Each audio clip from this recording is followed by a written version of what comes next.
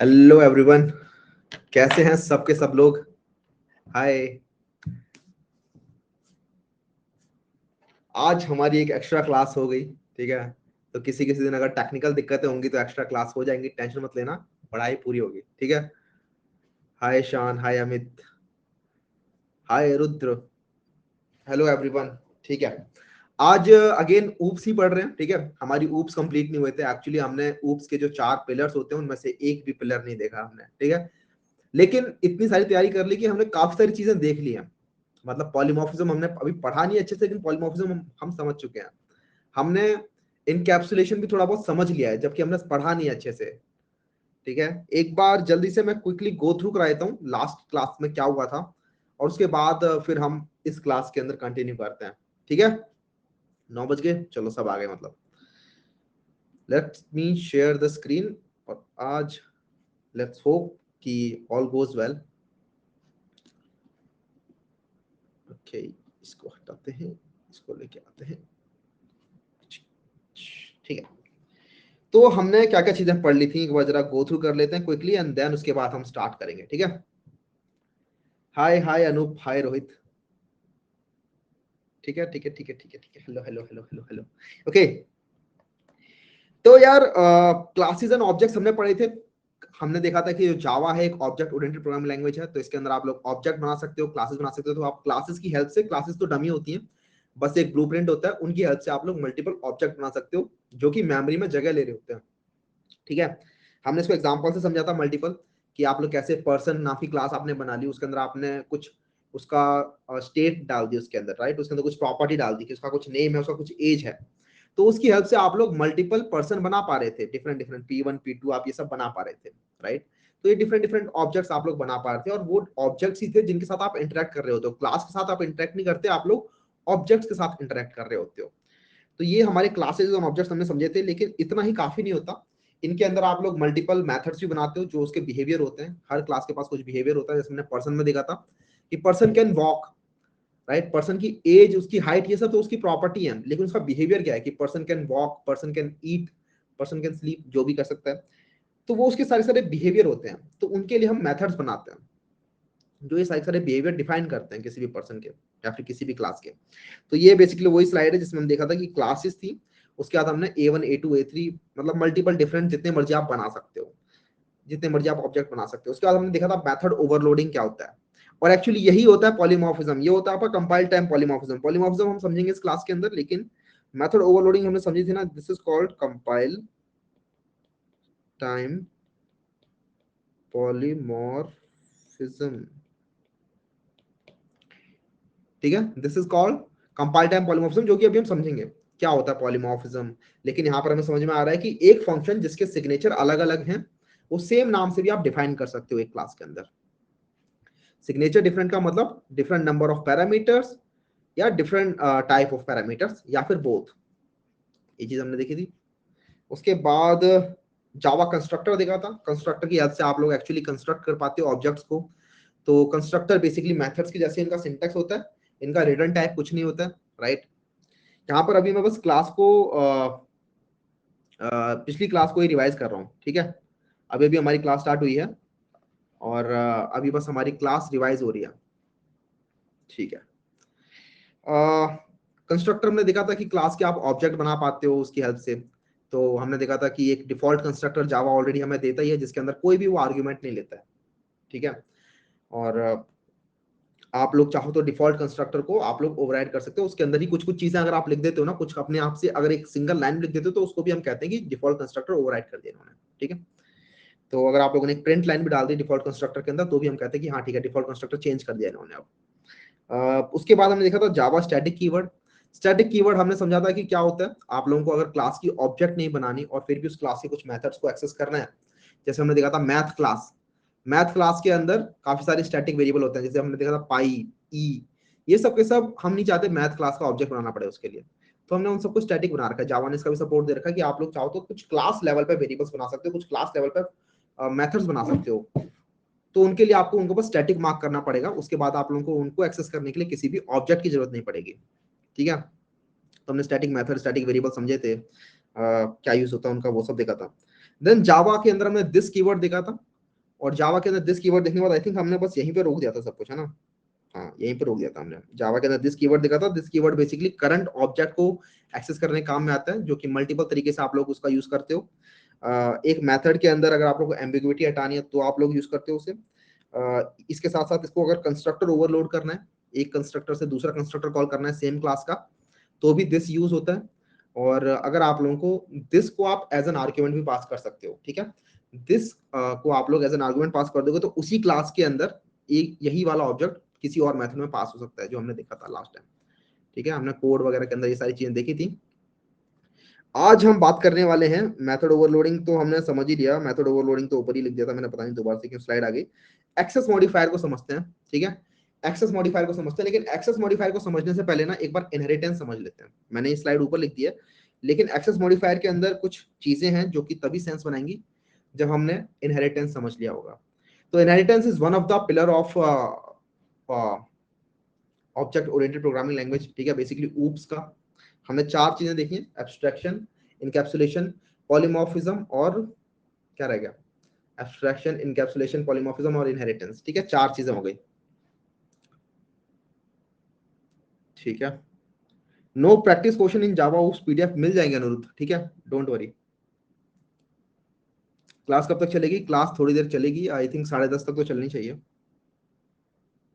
Argument versus parameter same ही बात होती है, मैं तो सेम ही यूज करता हूँ इनको। डिस्ट्रक्टर है क्या? डिस्ट्रक्टर नहीं होता हमारे इसमें। डिस्कशन ग्रुप प्लीज, हमारा चैनल बना हुआ है, discussion group is not allowed actually, मतलब प्लेटफॉर्म साइड से ही अलाउड नहीं है। आई सी अगर मैं कुछ डिस्कॉर्ड पे बना के कुछ वर्क अराउंड निकाल सकता हूँ, तो अगर ऐसा होगा तो मैं बना दूंगा, ठीक है। डिस्कॉर्ड पे आई थिंक अलाउड हो सकता है। स्टैटिक कीवर्ड एक और बार दोबारा से, ठीक है। स्टैटिक कीवर्ड दोबारा से हम बना सकते हैं। जूम करना है, जूम मतलब क्या? जूम जूम ऐप यूज करने को कह रहे हैं या फिर इसको जूम करें? ये तो काफी बड़ा दिख रहा है। ठीक है, स्टैटिक कीवर्ड एक बार बताएं दोबारा से, क्या क्या स्टैटिक कीवर्ड बताया जाए? ठीक है, स्टैटिक समझ लेते हैं दोबारा से। ठीक है, ठीक है, ठीक है, ठीक है, ठीक है, ठीक है। स्टैटिक कहां गया? Java this keyword, Java static keyword. तो जिस तरीके से हमने समझा था यार, जावा स्टैटिक कीवर्ड होता क्या है, दोबारा से देख लेते हैं एक बार।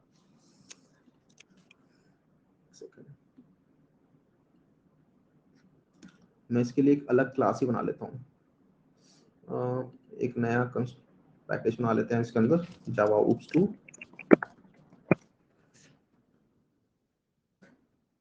और इसके अंदर एक मेन क्लास बना लेते हैं अपनी। क्लास वगैरह बनाने में कोई दिक्कत नहीं हो रही ना किसी को? क्लास के अंदर इनपुट लेने में, आउटपुट देने में कोई दिक्कत नहीं हो रही ना? क्योंकि ये जो ऊप्स की चीजें हैं ज्यादा इतनी ज्यादा हमारी प्रॉब्लम सॉल्विंग में इंपॉर्टेंट नहीं होती। बट आई होप सबके सब लोग इनपुट ले पा रहे हो स्कैनर की हेल्प से, सबके सब लोग जो भी इसके अंदर if else condition, for loop वगैरह ये सब हो पा रहा हो सबका ठीक से, ठीक है। ठीक है, तो स्टैटिक कीवर्ड हम समझ रहे थे। तो स्टैटिक कीवर्ड बेसिकली काम में आता है अगर हमें किसी क्लास के अंदर कुछ ऐसी चीजें बनानी है जो कि सिर्फ उस क्लास से एक्सेसिबल हो सके, ठीक है। हम नहीं चाहते उस क्लास का हमें ऑब्जेक्ट बनाना पड़े। जैसे कि एक चीज देखते हैं, जैसे क्लास के अंदर मैंने एक बनाई क्लास, कुछ डिफरेंट बनाते हैं, एलियन बनाते हैं, ठीक है। क्लास एलियन बनाई मैंने, और इसके अंदर मैंने बोल दिया कि ठीक है इंट लेग्स। अब अगर मेरे को इस एलियन के लेग्स एक्सेस करने हैं, तो मैं बोलूंगा कि ठीक है एलियन का एक ऑब्जेक्ट बनाते हैं। एलियन का ऑब्जेक्ट बनाया, इक्वल्स टू न्यू एलियन, और एलियन के सॉरी इस ऑब्जेक्ट के लेग्स आप ऐसे एक्सेस कर सकते हो, लेग्स इक्वल्स टू लेग्स 3। बिल्कुल सही बात है भैया। इस तरीके से हमारा काम करता है। उसके अंदर एक क्लास बनती है, उस क्लास के पास कुछ प्रॉपर्टी होती है जो कि उसके ऑब्जेक्ट्स की तरफ से आप लोग एक्सेस कर सकते हो। अब हम चाहते हैं यार कि कुछ चीजें हैं जो कि हर एलियन के लिए ना कांस्टेंट रहने वाली है, ठीक है।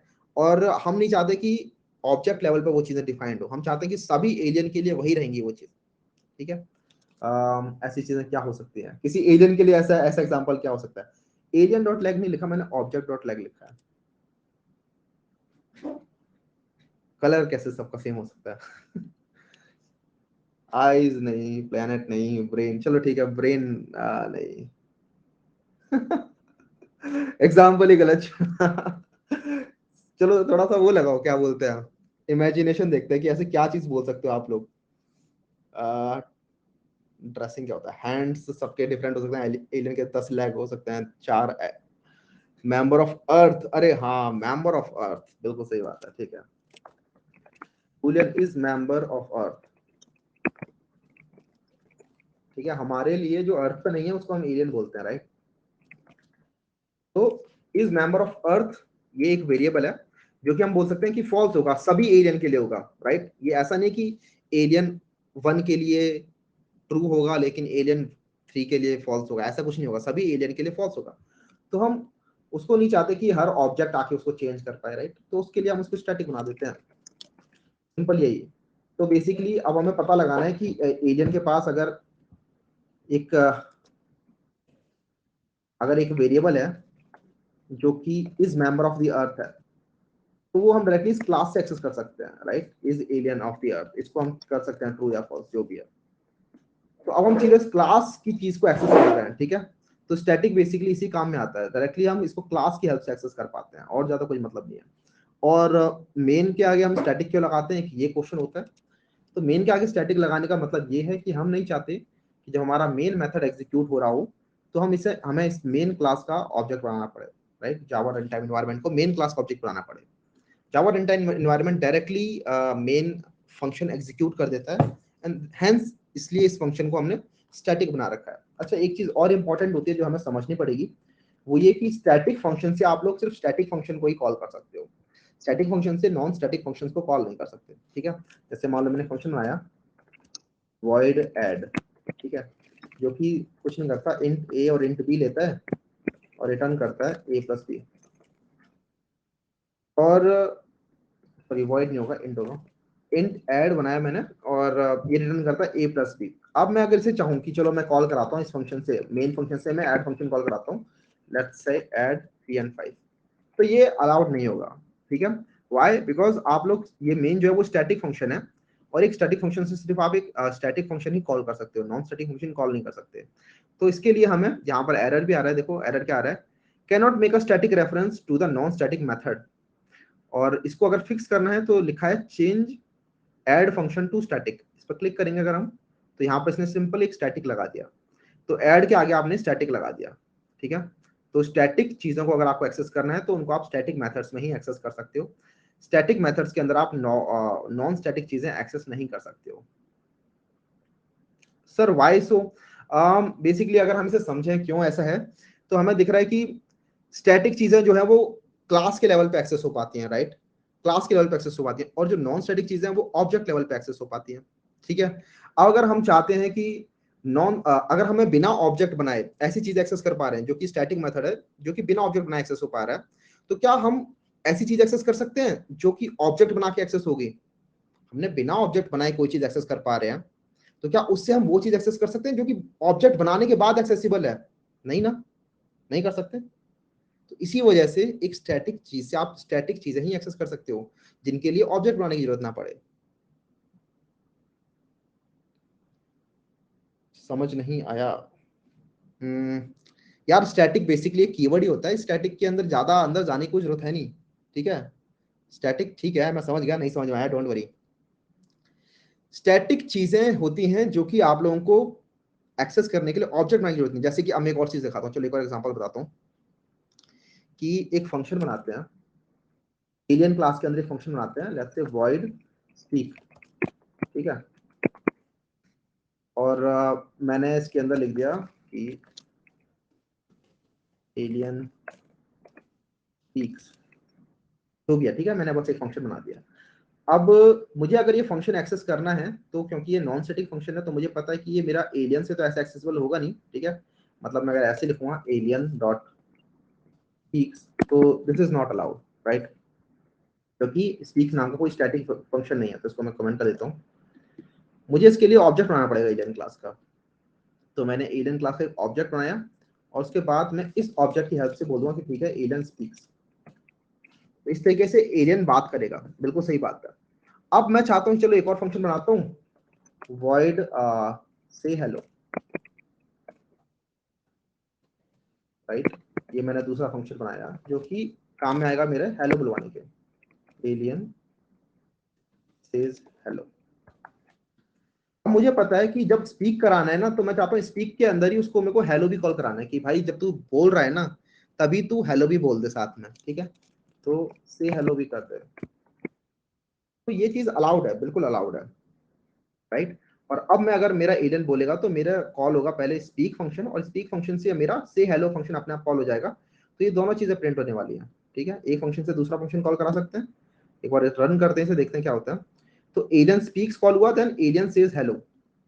ये दो चीजें हो रही हैं, जो कि हमें दिख भी रहा है, होना भी चाहिए, क्योंकि हमने यहाँ पर कॉल कराया है स्पीक, स्पीक के अंदर से स्पीक फंक्शन ने से हेलो कॉल करा दिया, ठीक है। अब मैं बोल रहा हूँ कि चलो मैं चाहता हूँ कि ना सारे के सारे एलियन जो वो सेम चीज बोल रहे हैं। मैंने मतलब ऐसे ही फन के लिए इसको स्टैटिक बना रहा हूँ, समझाने के लिए, ऐसा होगा नहीं, लेकिन मैंने चलो इसको ऐसे स्टैटिक बना दिया, स्टैटिक वॉइड स्पीक। तो अब मैंने क्योंकि इसे स्टैटिक बना दिया है, तो इसको कॉल कराने के लिए मैं इसको, देखो अभी मैं ऑब्जेक्ट डॉट स्पीक लिखूंगा, तो यहाँ पर एक चीज उड़ा के दिखाता हूँ आपको। अब ये चलना चाहिए, ठीक है। एलियन स्पीक्स मेरा अभी भी चलेगा, ठीक है। लेकिन मैं चाहता हूँ कि चलो मैं ऑब्जेक्ट नहीं बनाना चाहता, मैं बिना ऑब्जेक्ट बनाए डायरेक्टली अपने एलियन को स्पीक कराना चाहता हूँ। तो ये चीज कोई दिक्कत वाली बात नहीं। क्यों क्यों दिक्कत वाली बात नहीं? क्योंकि मैंने अब स्पीक को एक स्टैटिक फंक्शन बना दिया है। क्योंकि स्टैटिक बना दिया तो मुझे अब ऑब्जेक्ट बनाने की जरूरत नहीं है। लेकिन अब मेरे को अगर हेलो कॉल कराना है, अगर मेरे को अब हेलो मतलब हेलो भी बुलवाना है उससे, तो हेलो तो एक ऐसा फंक्शन है जिसके लिए आपको ऑब्जेक्ट बनाना ही पड़ेगा, राइट।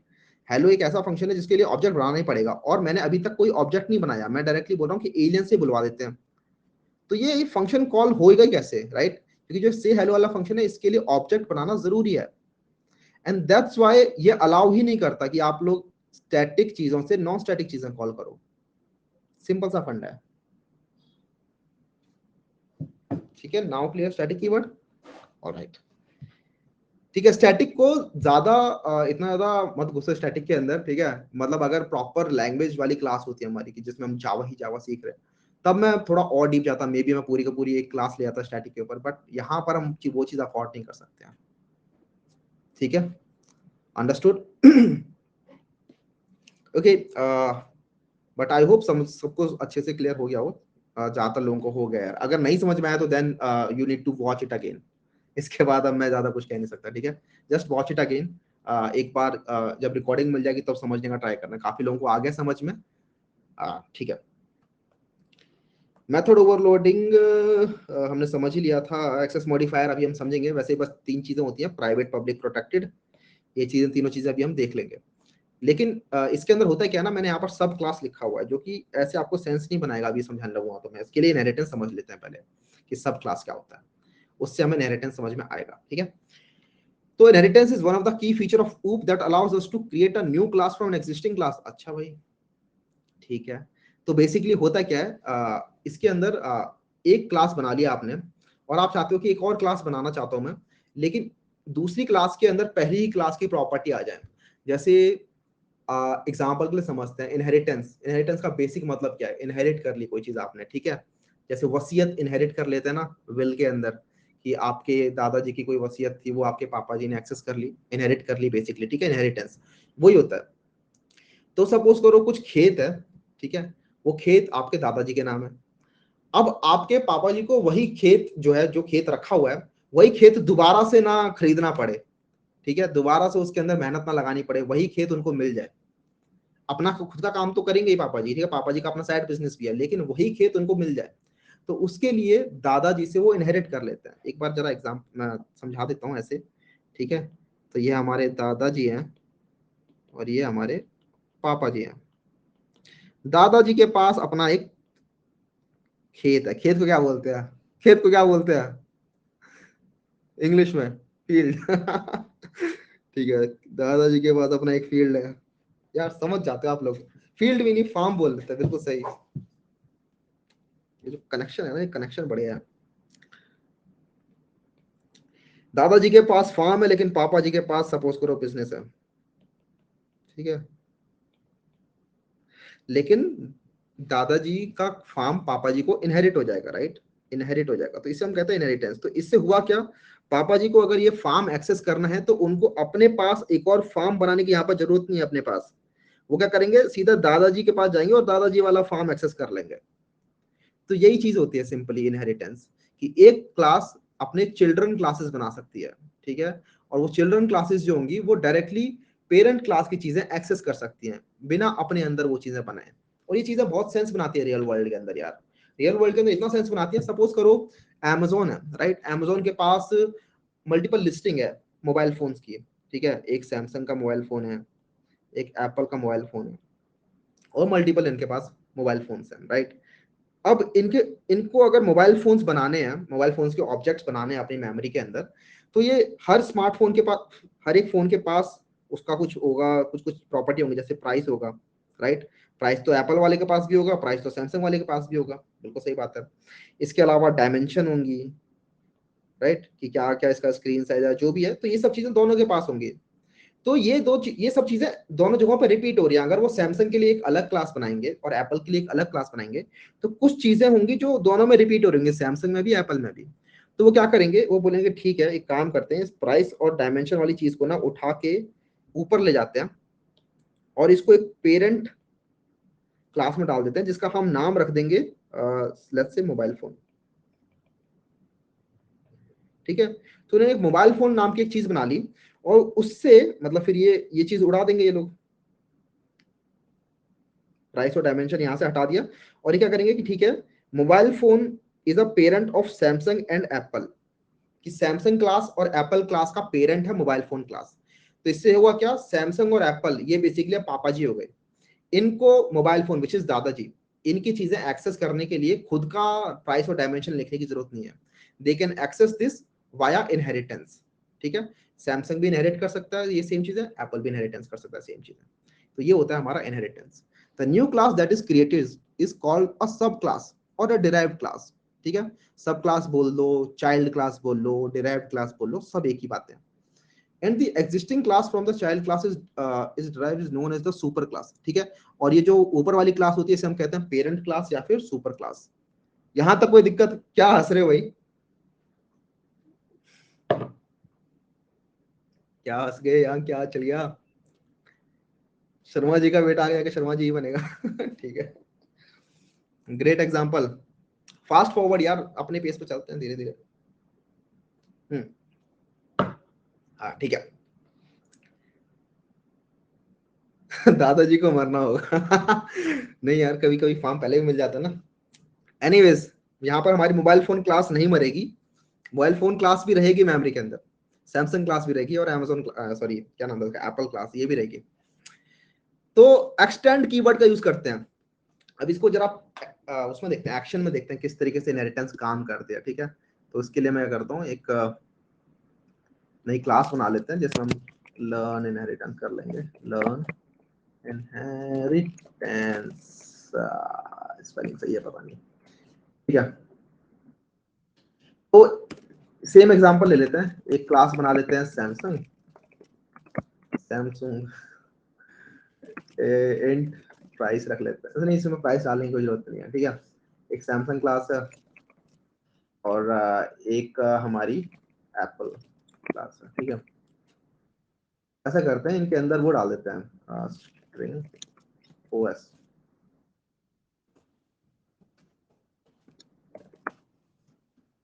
और क्या करेंगे, हम एक क्लास बनाएंगे मोबाइल फोन, और यहाँ बोलेंगे कि चलो प्राइस होगा कुछ, और दूसरी चीज क्या थी, डायमेंशन, चलो डायमेंशन ही कर देते हैं, इंट डायमेंशन, चलो ठीक है, डायमेंशन ही ठीक है।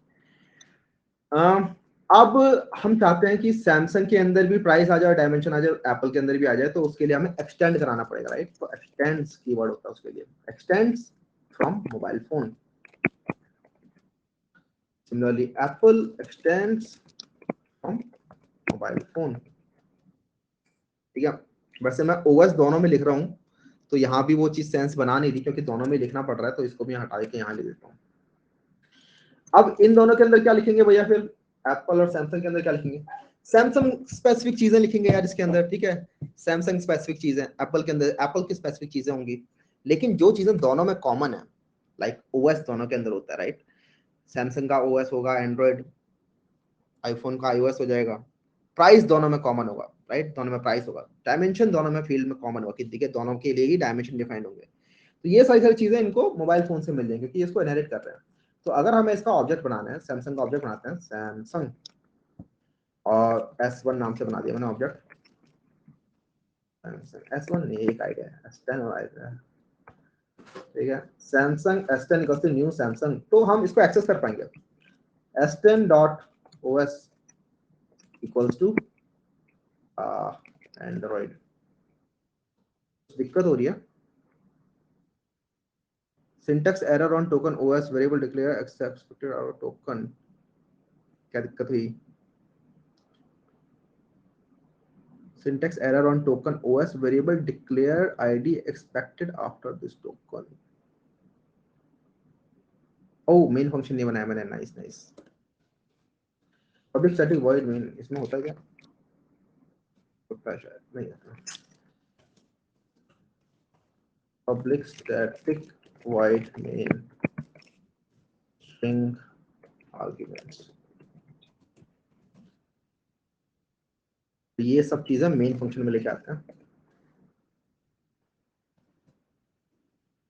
यहाँ पर देख रहे हो मैंने सैमसंग क्लास का ऑब्जेक्ट बनाया है और सैमसंग क्लास के अंदर ओएस वगैरह डिफाइन नहीं है, लेकिन ये सब मिल रहा है इसको मोबाइल फोन के हेल्प से। अच्छा, एक और चीज हम देख सकते हैं, आप लोगों को और मजेदार चीज दिखेगी। S10 के बाद ना डॉट लगाओ, तो यहाँ पर देखो लिखा आ रहा है diamond from mobile phone, OS from mobile phone, price from mobile phone.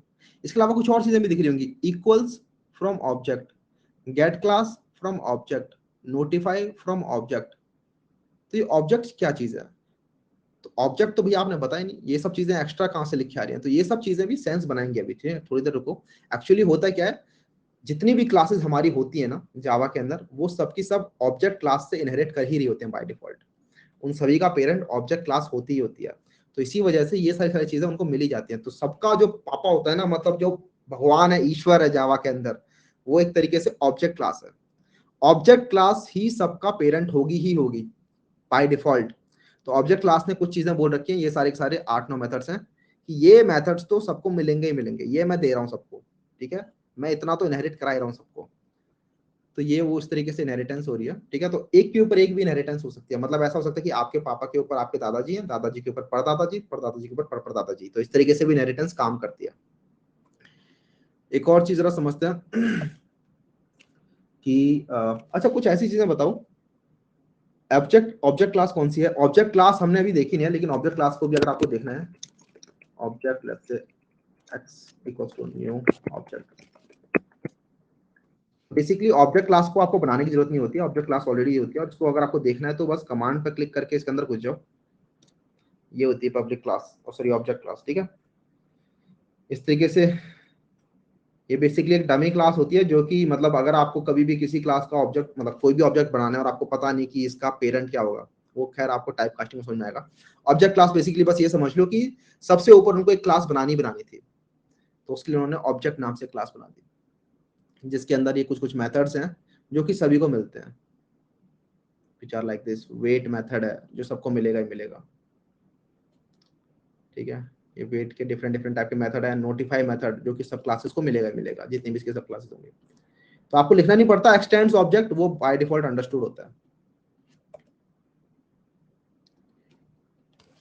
ठीक है। Model names are different for both, models name are different for both. मत समझा नहीं इसका मतलब क्या? Model names are different for both. Headphone jack, headphone jack Samsung में मिलता है, एप्पल में नहीं मिलता आजकल। लेकिन वही ना, अब हैज हेडफोन जैक हो जाएगा ना वो, तो ठीक है, यहाँ पे बूलियन हो जाएगा, एक has had headphone jack, has headphone jack. तो वो उसके लिए फॉल्स हो जाएगा, उसके लिए ट्रू हो जाएगा बेसिकली। रैम भी दोनों में चल सकता है। चलो एनीवेज, कुछ चीजें बनाते हैं। जैसे सैमसंग के अंदर मैं एक चीज बनाता हूँ, let's say wide play games, ठीक है। अब ये जो प्ले गेम्स वाला फंक्शन है, ये प्ले गेम्स वाला फंक्शन अगर मुझे एक्सेस करना है तो मैं करूंगा S10 डॉट प्ले गेम्स। तो यहाँ पर देखो प्ले गेम्स का आगे लिखा रहा है सैमसंग, इसका मतलब से ये वाला फंक्शन सैमसंग क्लास से मिल रहा है। प्ले गेम्स करेंगे, उसके अंदर अगर आप लोग कुछ भी लिख दोगे तो वो कॉल होगा ही होगा, राइट। सैमसंग प्लेइंग गेम्स जो भी है, और इसको हम रन करेंगे तो हाँ सैमसंग प्ले गेम्स जो भी है। तो ये हमारा काम कर रहा है और इनहेरिटेंस हमें समझ में आ गया होगा कि कुछ चीजें होती हैं जो कि हमें अपने पेरेंट्स से लेनी होती हैं और हम नहीं चाहते वो चीजें हमें खुद बनानी पड़े। तो उसके लिए हमारी इनहेरिटेंस होती है, उसके लिए हमें एक्सटेंड कीवर्ड यूज करना पड़ता है और आप ऐसे करके एक क्लास का पेरेंट बना सकते हैं मोबाइल फोन क्लास। ठीक है, अब जरा कुछ और चीज समझते हैं एक्सटेंड के अंदर ही कि आप लोग इस तरीके से आपने कुछ चीजें लिखी, चलो यहाँ पर इंट स्ट्रिंग ये सब चीजें आपने लिखी, ये सब तो आपके हो गए सिर्फ प्रॉपर्टीज। तो क्या भैया हम बिहेवियर्स को भी एक्सटेंड करा सकते हैं? तो हाँ बिल्कुल, आप लोग बिहेवियर्स को भी एक्सटेंड करा सकते हो। ठीक है, पेरेंट्स के कुछ कुछ बिहेवियर भी हो सकते हैं जो कि आप लोग एक्सटेंड करा सकते हो। जैसे सपोज करो मोबाइल फोन के अंदर भी आपने बना दिया function play games, play games बना दिया और यहाँ पे इसको हम कॉल कराएंगे तो आप लिखेंगे sys out mobile phone playing games.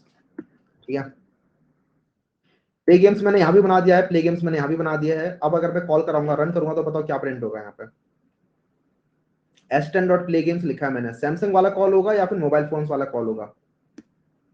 बताया जाए। लोग कह रहे हैं सैमसंग वाला कॉल होगा। भाई मैंने तो मोबाइल फोन के अंदर भी बना रखा है, बोथ कॉल होंगे कुछ लोग कह रहे हैं।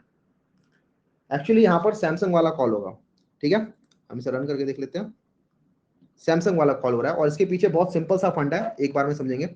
फंडा ये है कि जब भी आप लोग ऐसे कॉल कराते हो ना किसी भी फंक्शन को, किसी भी फंक्शन को, इनहेरिटेंस वगैरह सब भूल जाओ, सब भूल जाओ इनहेरिटेंस वगैरह। जब भी आप लोग किसी भी ऑब्जेक्ट के फंक्शन को कॉल कराते हो तो जावा का कंपाइलर किस तरीके से काम करता है मैंने बता भी रखा है। वैसे ये ढूंढेगा कि ये ऑब्जेक्ट किस टाइप का है। ये देखिए, अच्छा ऑब्जेक्ट जो वो सैमसंग टाइप का है, ठीक है। क्या सैमसंग के अंदर ये प्ले गेम्स नाम का फंक्शन है? तो ये ढूंढेगा क्या सैमसंग के अंदर ये प्ले गेम्स नाम का फंक्शन है। अगर मिल गया इसे same function with the same signature तो बोले हाँ ये प्ले गेम्स नाम का फंक्शन है, तो इस प्ले गेम्स नाम के फंक्शन को यहीं सैमसंग से ही कॉल करा दो। अगर ये प्ले गेम्स नाम का फंक्शन इसे सैमसंग क्लास में नहीं मिलेगा तो सैमसंग के तुरंत ऊपर जो पेरेंट होगा उस क्लास में जाके ढूंढेगा ये। ठीक है, for example let's create the object for Apple. Apple class का ऑब्जेक्ट क्रिएट करते हैं, एप्पल का ऑब्जेक्ट क्रिएट करते हैं, Apple A1 equals to new Apple A1 dot play games करते हैं। ठीक है, तो अब यहाँ पर हो गया A1 डॉट प्ले गेम्स मैंने किया, तो पहले प्ले गेम्स को ढूंढा जाएगा एप्पल क्लास के अंदर। तो एप्पल क्लास में जाएगा, ये ढूंढेगा एप्पल क्लास के अंदर प्ले गेम्स नाम का फंक्शन है? नहीं भाई, प्ले गेम्स नाम का फंक्शन एप्पल क्लास में तो नहीं है। इसके पेरेंट पे जाते हैं, फिर पेरेंट है मोबाइल फोन। क्या मोबाइल फोन के अंदर प्ले गेम्स नाम का फंक्शन है? तो हाँ मोबाइल फोन के अंदर प्ले गेम्स नाम का फंक्शन है, तो चलो ये वाला कॉल कर दो। अगर मोबाइल गेम्स के अंदर भी प्ले गेम्स नाम का फंक्शन नहीं होता, मतलब मान लो यहाँ से मैंने उड़ा दिया इसे, इसको मैंने कमेंट कर दिया, तो मोबाइल फोन्स के अंदर प्ले गेम नाम का फंक्शन नहीं है, तो अब क्या होगा? तो अब ये ढूंढेगा कि चलो मोबाइल फोन के अंदर भी नहीं मिला तो मोबाइल फोन का पेरेंट क्या है, हो सकता है वहां प्रेजेंट हो। तो बेसिकली आपके पास जाएगा, फिर उसके दादाजी के पास जाएगा, दादाजी का पर दादाजी के पास जाएगा, क्या इनके पास है वो चीज? पर दादाजी के पास भी नहीं तो पर दादाजी के पास है वो चीज, जब तक कि वो अल्टीमेटली वहां तक ना पहुंच जाए। ठीक है, ऑब्जेक्ट क्लास तक ना पहुंच जाए। गॉड ढूंढते ढूंढते ढूंढते ढूंढते वो ऑब्जेक्ट क्लास तक चला जाएगा कंपाइलर, जब तक कि फंक्शन ना मिल जाए। और अगर कहीं भी इसे फंक्शन नहीं मिला पूरे रास्ते में तो बोल देगा भाई ये फंक्शन ही नहीं है प्रेजेंट कहीं। जैसे यहाँ पर देखो एरर आ रहा है। एरर क्या आ रहा है कि the method play games is undefined for type Apple, कि आपने ना तो टाइप एप्पल में डिफाइंड है, ना ही आपके पेरेंट जो मोबाइल फोन है उसका उसमें डिफाइंड है, ना ही ऑब्जेक्ट क्लास के अंदर डिफाइंड है। इसको हम डिफाइन कर देते हैं। तो अब बताओ क्या प्रिंट होने वाला है?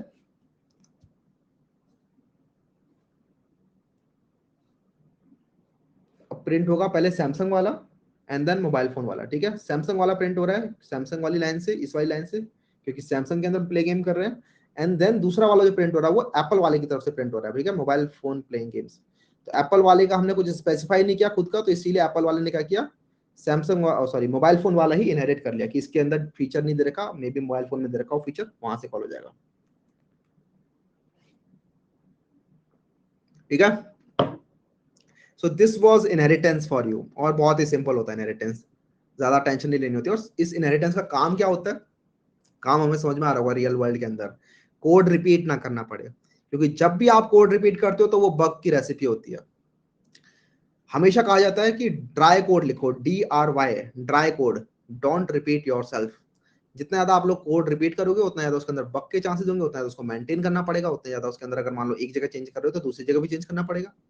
इसलिए हम चाहते हैं कि ऐसा कोड लिखा जाए जो कि ऐसा कोड हो जहां पर बग्स कम से कम हो, राइट, चीजें रिपीट कम से कम हो रही हो। तो अगर हम ऐसा फोन बनाएंगे, मतलब ऐसी तरीके से स्ट्रक्चर बनाएंगे, हमने सैमसंग और एप्पल के लिए जो भी चीजें डिफाइंड है वो हमने अलग एक क्लास में रख ली है, तो हमें सैमसंग और एप्पल के लिए अलग अलग उनको नहीं बनाना पड़ेगा, राइट। अदरवाइज मुझे ये सारी की सारी चीजें, ये जो चारों चीजें हैं, ये सैमसंग में भी लिखनी पड़ती है, एप्पल में भी लिखनी पड़ती है। अब अच्छा, मेरे को कभी एक चीज को चेंज करना है, एक कीवर्ड को चेंज करना है, तो मुझे बाकी सारे मोबाइल फोन्स में जाके चेंज करना पड़ता, लेकिन अब ऐसा करने की जरूरत नहीं है। अब मैं क्या करूंगा, सिर्फ मोबाइल फोन आके क्लास में आके चेंज करूंगा, बाकी सब में अपने आप ही चेंज होने वाला है वो नाम, राइट।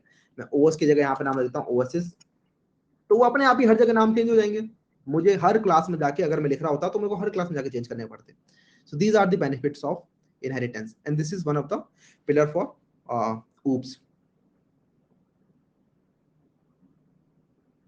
डीएसए में यूज होता है, हाँ डीएसए में भी यूज होता है एक्चुअली, मतलब एज सच डायरेक्टली यूज नहीं होता, लेकिन हमारी कलेक्शन फ्रेमवर्क होता है ना, कलेक्शन फ्रेमवर्क में काफी ज्यादा हम यूज कर रहे होते हैं ये। प्रॉब्लम सॉल्विंग के अंदर आप लोगों का इनहेरिटेंस इतना ज्यादा यूज नहीं होता, क्योंकि प्रॉब्लम सॉल्विंग के अंदर तो हम लोग मतलब जो प्योर लॉजिक होता है, लॉजिक बेस्ड चीजें होती हैं, राइट। तो वहां पर आप लोग ऐसे यूज नहीं कर रहे होते, मतलब ये सिंगल लेवल है या multi level. So this is called, मतलब मैं बताता हूँ आप लोगों को ये क्या पूछना चाह रहे हैं कि क्या इनहेरिटेंस में मल्टी लेवल इनहेरिटेंस सपोर्टेड है। तो बेसिकली होता क्या है, इनहेरिटेंस दो तरीके से हो सकते हैं, मैं यहाँ पर समझा देता हूँ कि यहाँ पर इनहेरिटेंस दो तरीके से हो सकते हैं कि एक क्लास है, ठीक है, क्लास ए है, अच्छा क्लास ए है और एक क्लास बी है। तो होगा क्या कि बी क्लास जो है वो अगर ए क्लास से इनहेरिट कर रही है, तो बी क्लास जो है वो किसी सी क्लास से इनहेरिट नहीं कर सकती सेम लेवल पर, ठीक है। मतलब मल्टी लेवल इनहेरिटेंस का मतलब ये होता है कि ए का ऊपर अगर कोई पेरेंट है डी, तो ये अलाउड है, मतलब बी ने बी सिर्फ एक ही को एक्सटेंड कर रही होगी। मतलब आप ये नहीं लिखोगे कभी भी कि क्लास बी एक्सटेंड्स ए और सी, ये नहीं लिख सकते आप। क्लास बी या तो ए को एक्सटेंड करेगी या फिर सी को एक्सटेंड करेगी, क्लास बी सिर्फ एक बार में एक को ही एक्सटेंड करेगी। इसी तरीके से सारी सारी क्लासेस चलेंगी कि क्लास बी ने ए को कर रखा है, क्लास ए ने डी को कर रखा है, क्लास डी ने अल्टीमेटली ऑब्जेक्ट को एक्सटेंड कर रखा है, ठीक है। लेकिन आप ये चीज जरूर कर सकते हो कि आपने एक और क्लास बनाई, सपोज क्लास ई बनाई और क्लास एफ बनाई, तो ये तो इंडिविजुअल क्लासेस है ना, ये भी इसको एक्सटेंड कर सकती है, ये भी एक्सटेंड कर सकती है। इसका मतलब सिंपल सा फंडा ये है कि एक दादाजी के मल्टीपल बेटे हो सकते हैं जिनके अंदर इनहेरिट हो जाएगी प्रॉपर्टी, लेकिन एक पापा जी के मल्टीपल दादाजी नहीं होंगे। इस तरीके के समझ सकते हो, ठीक है।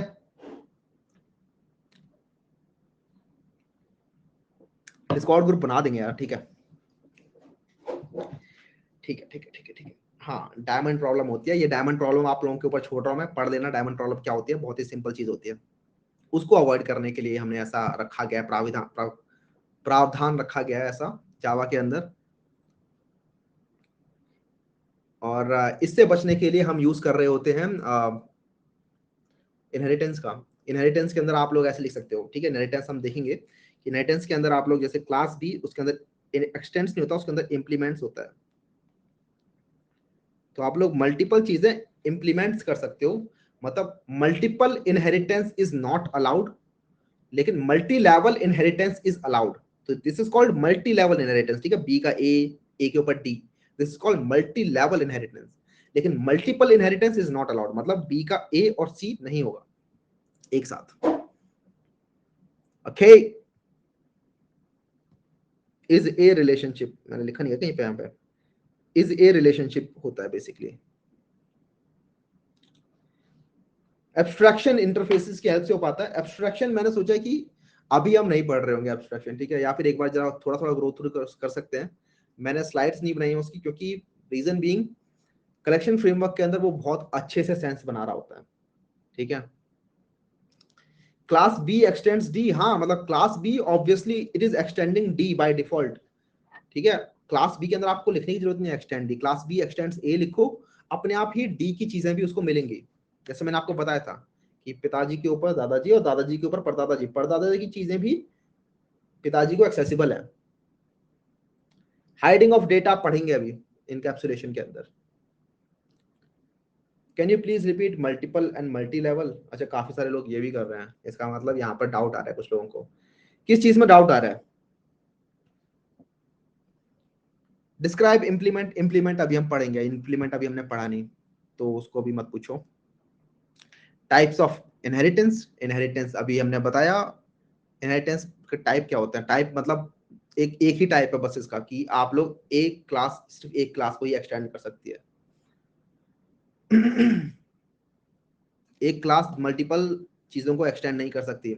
तो बेसिकली मल्टीपल, मैं एक दूसरे पेन से लिख देता हूँ कि multiple not allowed, multi level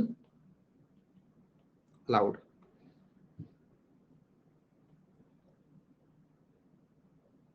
ठीक है। स्टैटिक वेरिएबल और कांस्टेंट में क्या डिफरेंस है यार? कांस्टेंट एकदम ही अलग चीज है। स्टैटिक वेरिएबल मैंने बताया ना, स्टैटिक के लिए आप लोगों को ऑब्जेक्ट डिफाइन करने की जरूरत नहीं होती, लेकिन जब आप कांस्टेंट बना देते हो किसी चीज को, तो उसका मतलब उसकी मतलब कांस्टेंट तो होता है नहीं, फाइनल होता है। फाइनल बनाते हो तो मतलब उसका वो आपका चीज चेंज नहीं होगी दोबारा लाइफ में। ठीक है, एक second.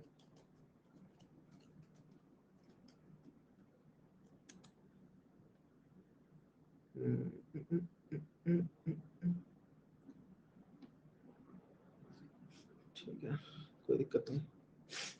What is constant? Constant is nothing, मतलब कंफ्यूज मत करो भाई लोगों को।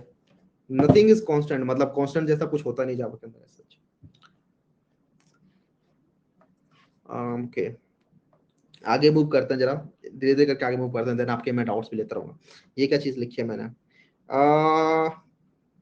अच्छा, ये एनिमल वाली क्लास है जो मैंने आपको समझाई नहीं, मतलब मैं पहले एनिमल वाली क्लास समझाने वाला था, तो इसको आप लोग इग्नोर मार सकते हो। मैंने पहले इनहेरिटेंस, लर्न इनहेरिटेंस नाम से कुछ बना रखा था शायद, हाँ पहले ही बना रखा था लर्न इनहेरिटेंस। चलो वो भी देख लेते हैं क्या चीज थी वो, अच्छी चीज होगी लर्न इनहेरिटेंस। तो यहाँ पर एक डिफरेंट एग्जांपल है, इसको जरा समझो क्या है। कि ये क्लास है एनिमल, ठीक है। इसी एनिमल क्लास की वजह से लास्ट क्लास में काफी दिक्कतें हुई थी। ये क्लास है एनिमल, उसके अंदर एक प्रॉपर्टी है नेम, और उसके पास एक बिहेवियर है ईट की, एनिमल कैन ईट। तो मैंने क्या किया, एक डॉग क्लास बनाई एक्सटेंड्स एनिमल की, डॉग क्लास एक्सटेंड कर सकती है एनिमल को। अब डॉग क्लास के पास एक फंक्शन है डिस्प्ले नाम का, जो कि डिस्प्ले कर देता है कुछ भी। तो हमने फाइनली अपना मेन फंक्शन बनाया, ये रहा हमारा मेन फंक्शन। तो हमने बनाया dog Labrador equals to new dog, तो ये हमारा डॉग नाम, डॉग क्लास का ऑब्जेक्ट बन गया, ठीक है। डॉग क्लास का ऑब्जेक्ट बनाया, एनिमल क्लास का नहीं बना, डॉग क्लास का बना ऑब्जेक्ट। उसके बाद में लिखा Labrador dot name equals to Rohu Labrador dot display. तो लैब्राडोर डॉट डिस्प्ले लिखेंगे तो ये डिस्प्ले फंक्शन यहाँ का कॉल हो जाएगा। उसके बाद मैंने लैब्राडोर डॉट ईट लिखा, तो यहाँ पर जो ईट वाला फंक्शन है, यहाँ पर तो लिखा नहीं है, ईट वाला फंक्शन मिल रहा है इसको इसके पेरेंट क्लास से, विच इज एनिमल क्लास। तो सिंपल ही साथ था, ज्यादा कुछ खतरनाक नहीं था इसके अंदर, ये तो हमने देख ही लिया। और आई थिंक वही चीजें यहाँ पर लिखी हुई है कि डॉग क्लास के अंदर तो डिस्प्ले है, एनिमल क्लास के अंदर नेम और ईट दोनों चीजें हैं। तो मेन क्लास के अंदर जब आपने डॉट नेम किया, तो नेम जो है हमने वो एनिमल में डिफाइन कर रखा है, तो वो वहां से कॉल हो रहा है, वहां से एक्सेस हो रहा है। जो ईट है वो भी हमने एनिमल में डिफाइन कर रखा है, तो वो भी हमारा एनिमल से एक्सेस हो रहा है, सुपर क्लास से। लेकिन जो डिस्प्ले है वो हमारा सब क्लास से ही मिल जा रहा है, क्योंकि सब क्लास में ही पड़ा हुआ है वो। अगर सब क्लास में नहीं होता तो वो सुपर क्लास में ढूंढने का ट्राई करता, अगर सुपर क्लास में नहीं मिलता तो उसके पेरेंट में जाने का ट्राई करता, और अगर कहीं नहीं मिलता तो वो एरर थ्रो कर देता। पॉलीमॉर्फिज्म समझे? पॉलीमॉर्फिज्म मानो या ना मानो, पॉलीमॉर्फिज्म हम ऑलरेडी पढ़ चुके हैं, बस आप लोगों को बताना रह रहा है कि पॉलीमॉर्फिज्म होता क्या है बाय वर्ड। लेकिन हम पॉलीमॉर्फिज्म ऑलरेडी पढ़ चुके हैं। कैसे पढ़ा, कहाँ पढ़ लिया भैया, तो अब जरा वो समझते हैं पॉलीमॉर्फिज्म का पहले मतलब क्या होता है। Polymorphism is an important concept of object oriented programming. It simply means that more than one form. Polymorphism मतलब मल्टीपल फॉर्म लेने वाला, ये ग्रीक वर्ड है may be, I think. Multiple forms अगर आप दे देते हो किसी चीज को, मतलब एक ही नाम है लेकिन उसके मल्टीपल अलग अलग काम है, तो उसको हम कहते हैं पॉलीमॉर्फिज्म। और ये भी एक हूप्स का पिलर है, जैसे इनहेरिटेंस एक पिलर है, वैसे ही पॉलीमॉर्फिज्म भी एक पिलर है। That is the same entity can perform different operation in different scenarios, मतलब same method, यहाँ पे लिखो, लिखा हुआ है same method और operator और object can perform different operation in different scenarios। काम कैसे करेगा जरा समझेंगे। We can achieve polymorphism in Java in the following ways: method overriding या method overloading। तो हमने क्या method overriding और method overloading क्या पढ़ा हमने? क्या हमने method overriding और method overloading पढ़ा हमने? भैया मेथड ओवरलोडिंग तो पढ़ा था, मेथड ओवरराइडिंग कब पढ़ा वो नहीं बताया। ठीक है, मेथड ओवरलोडिंग तो आई थिंक पढ़ा दिया था आपने, ये वाला नहीं, इसके ऊपर भी दोबारा से लिखा था। मेथड ओवरलोडिंग तो भैया पढ़ा देता और आपने लिखा था, इसे कहते हैं कंपाइल टाइम पॉलीमॉर्फिज्म। लेकिन मेथड ओवरराइडिंग कब पढ़ाया? तो भाई पढ़ा दिया है वैसे तो, कहाँ, जरा देखते हैं कैसे। तो इस चीज को मेथड ओवरराइडिंग कहते हैं, मैं दिखाता हूँ आप लोगों को। सैमसंग क्लास में आओ आप, और एप्पल मोबाइल फोन वाले एग्जांपल में वापस आओ, इसी वाले हमारे मोबाइल फोन के अंदर हम वापस आते हैं। तो यहाँ पर देख रहे हो, ये जो प्ले गेम्स नाम का फंक्शन है, ये मोबाइल फोन के अंदर भी प्रेजेंट है और ये सैमसंग के अंदर भी प्रेजेंट है, राइट। तो सेम फंक्शन है, देख रहे हो, सेम फंक्शन है, प्ले गेम्स यहाँ पर भी है, प्ले गेम्स यहाँ पर भी है, सेम सिग्नेचर है। तो जब इस तरीके से सेम फॉर्म है लेकिन डिफरेंट डिफरेंट उसके फंक्शन है, ऑपरेशन है, तो उसको हम कहते हैं पॉलीमॉर्फिज्म। इसी भी एक पॉलीमॉर्फिज्म है, लेकिन इसका नाम होता है run time polymorphism. This thing is also called method overriding. आप लोगों ने क्या किया, मोबाइल फोन के अंदर एक प्ले गेम्स नाम का मेथड था, जो कि मतलब दादाजी ने ऑलरेडी दे रखा था आपको प्ले गेम कैसे करना है। लेकिन आप बोल रहे हो नहीं, पापा जी बोल रहे नहीं, मैं अलग नए ख्याल का इंसान हूं, मुझे दादाजी वाले बिहेवियर पर चलने की जरूरत नहीं है, I want to override this. तो वो क्या करेंगे, वो अपना प्ले गेम बना लेंगे कि मैं तो इस तरीके से चलने वाला हूँ भाई, सैमसंग प्लेइंग गेम्स। तो उन्होंने अपना उसे उस रूल को ओवरराइड कर दिया। ठीक है, तो इसे हम कहते हैं मेथड ओवरराइडिंग। सेम नाम का फंक्शन अगर सब क्लास के अंदर आपने लिखा है और उसको आपने चेंज कर दिया, उसके अंदर आप कुछ चीजें कुछ लिख दी अपने हिसाब से, दैट इज कॉल्ड ओवरराइडिंग। तो इससे होगा क्या कि अब जब आप सैमसंग के लिए प्ले गेम्स वाला फंक्शन कॉल करोगे तो दादाजी वाला कॉल नहीं होगा, सैमसंग वाला ही कॉल होगा। ठीक है, ठीक है, एक्सेस मॉडिफायर पढ़ लेंगे भाई। Why we use polymorphism, again polymorphism भी यूज, ये सब जो चीजें जो हम यूज कर रहे हैं ना, ये सब यूज कर रहे हैं जिससे कि हमारी कोड की क्वालिटी इंप्रूव रहे। कोड की क्वालिटी को इंप्रूव करना है तो आप लोगों को पॉलीमॉर्फिज्म भी यूज करना चाहिए, आप लोगों को वहां पर इनहेरिटेंस भी यूज करना चाहिए। ये सारी सारी चीजें आप लोगों की कोड की क्वालिटी को इंप्रूव कर रहे होते हैं, जिससे कि बग्स कम से कम आए और रियल वर्ल्ड के अंदर जो चीजें हैं वो अच्छे से काम कर पाए। ठीक है, ऑसम, गुड, बढ़िया, ठीक है। So this thing is called overriding and method overriding is known as runtime polymorphism. इसे runtime क्यों कहते हैं भैया, उसे compile time क्यों कहते हैं, जो आपने पहले चीज समझाई थी। मतलब compile time के लिए ना मैं ऐसा करता हूँ, एक और चीज लिखता हूँ कि प्ले गेम्स वाले फंक्शन के अंदर int x, ठीक है, और for int I equals to 0, I less than x, I plus plus, और out playing games।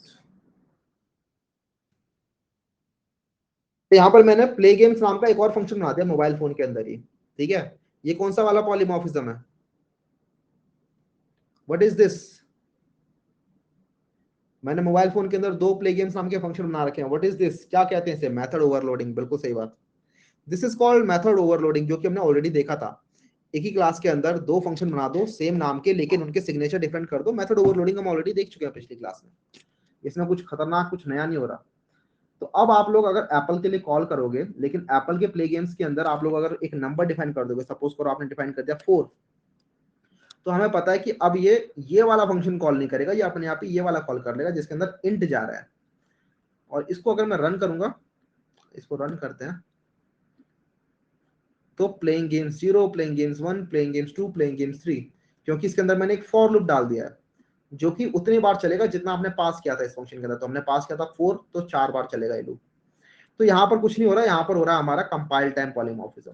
Compile time क्यों कहते हैं, क्योंकि इसे कंपाइलर को यहीं पे पता है, ठीक है, रन करने से पहले ही पता है कि कौन सा वाला फंक्शन कॉल करना है, ये वाला कॉल करना है या ये वाला कॉल करना है। ठीक है,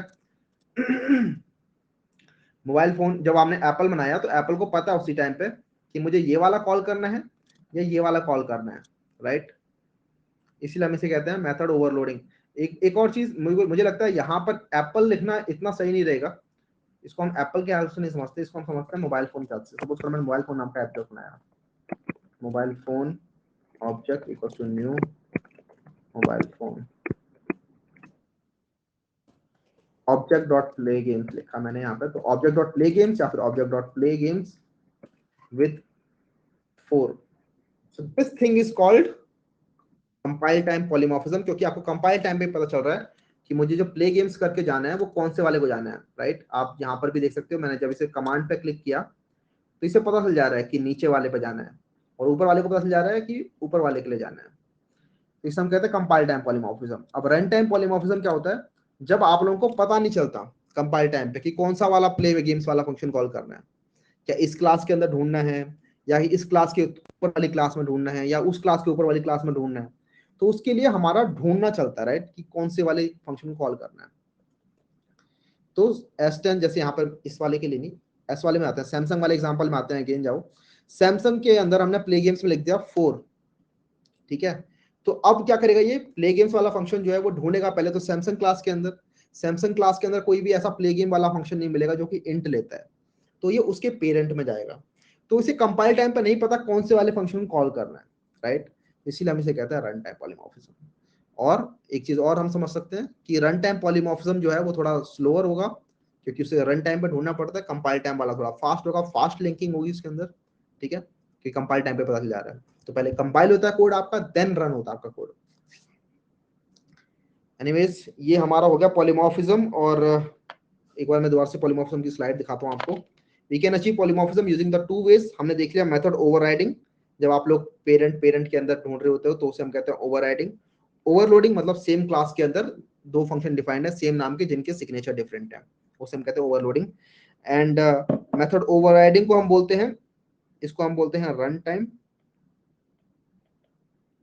और इसे हम बोलेंगे compile time. Compile time, run time, अच्छा लिखा हुआ है।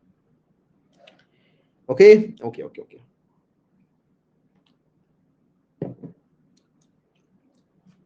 हैज ए रिलेशनशिप क्या होता है, इज ए रिलेशनशिप, चलो मैं बताता हूँ। इज ए रिलेशनशिप तो यही होता है, इनहेरिटेंस जो होता है it's called an is a relationship, right. कि जब आपने लिखा बी का पेरेंट ए है, राइट, जब आपने लिखा बी का पेरेंट ए है, बी का पेरेंट ए है, तो बी इज ए बस। ऐसे नहीं समझते, ऐसे नहीं समझते, ऐसे नहीं समझते, कंफ्यूज हो जाओगे काम का। एनिमल समझते हैं, ठीक है। एनिमल क्लास है एक, और एक डॉग क्लास है, और डॉग का पेरेंट है एनिमल, ठीक है। तो डॉग इज ए एनिमल, तो यहां पर एक इज ए रिलेशनशिप हो रहा है। तो आप जब एक्सटेंड्स लिखते हो ऐसे, तो हम लिखते हैं डॉग इज ए एनिमल। तो बेसिकली हम ये कहते हैं कि इनहेरिटेंस जो होता है वो इज ए रिलेशनशिप होता है। ये एक्स्ट्रा एक्स्ट्रा टॉपिक कहां से उठा के ला रहे हो? इतना ज्यादा घुसने की जरूरत नहीं है भाई, ठीक है। एक्सप्लेन मेथड हाइडिंग, अभी हम समझते हैं मेथड हाइडिंग। पॉलीमॉर्फिज्म समझ गए, अब इनकैप्सुलेशन आ रहा है ना, इसके अंदर हम समझते हैं। Yes, mango is a fruit, सही एग्जांपल है। इनकैप्सुलेशन क्या होता है, अब ये हमारा तीसरा पिलर है हूप्स का, और इसको भी समझना जरूरी है यार। Encapsulation refers to bundling of fields and methods inside a single class. और ये चीज हम करते आ रहे हैं बहुत देर से, बस हमें थोड़ा एक इसको नाम देना है, ठीक है। एक और चीज, it prevents outer classes from accessing and changing fields and methods of a class. अच्छा एक सेकंड, नहीं, पॉलीमॉर्फिज्म के बाद इनकैप्सुलेशन में जाने से पहले एक बार जरा यहाँ पे आ जाओ, एक्सेस मॉडिफायर में, ठीक है। एक्सेस मॉडिफायर्स में आ जाओ एक बार, उसके बाद हम देख लेंगे इनकैप्सुलेशन दोबारा से, ठीक है। तो इसको समझ लेते हैं एक्सेस मॉडिफायर को, क्योंकि अब थोड़ा सा कुछ कुछ एक्सेस मॉडिफायर हैं जो कि सेंस बनाएंगे अच्छे से हमारे को, ठीक है। तो एक्सेस मॉडिफायर की हेल्प से आप लोग क्या कर सकते हो यार, एक्सेसिबिलिटी डिफाइन कर सकते हो कुछ चीजों को, कि कौन सी चीज कहाँ से एक्सेसिबल है। बेसिकली प्राइवेसी कंसर्न बहुत सारे होते हैं, हम नहीं चाहते कोई भी क्लास किसी भी क्लास की चीजों को एक्सेस कर पाए, राइट, प्राइवेसी कंसर्न की वजह से। तो उसके लिए हमें एक्सेसिबिलिटी डिफाइन कर रखी है, और एक्सेसिबिलिटी डिफाइन करने के लिए हमें एक्सेस मॉडिफायर्स दे रखे हैं।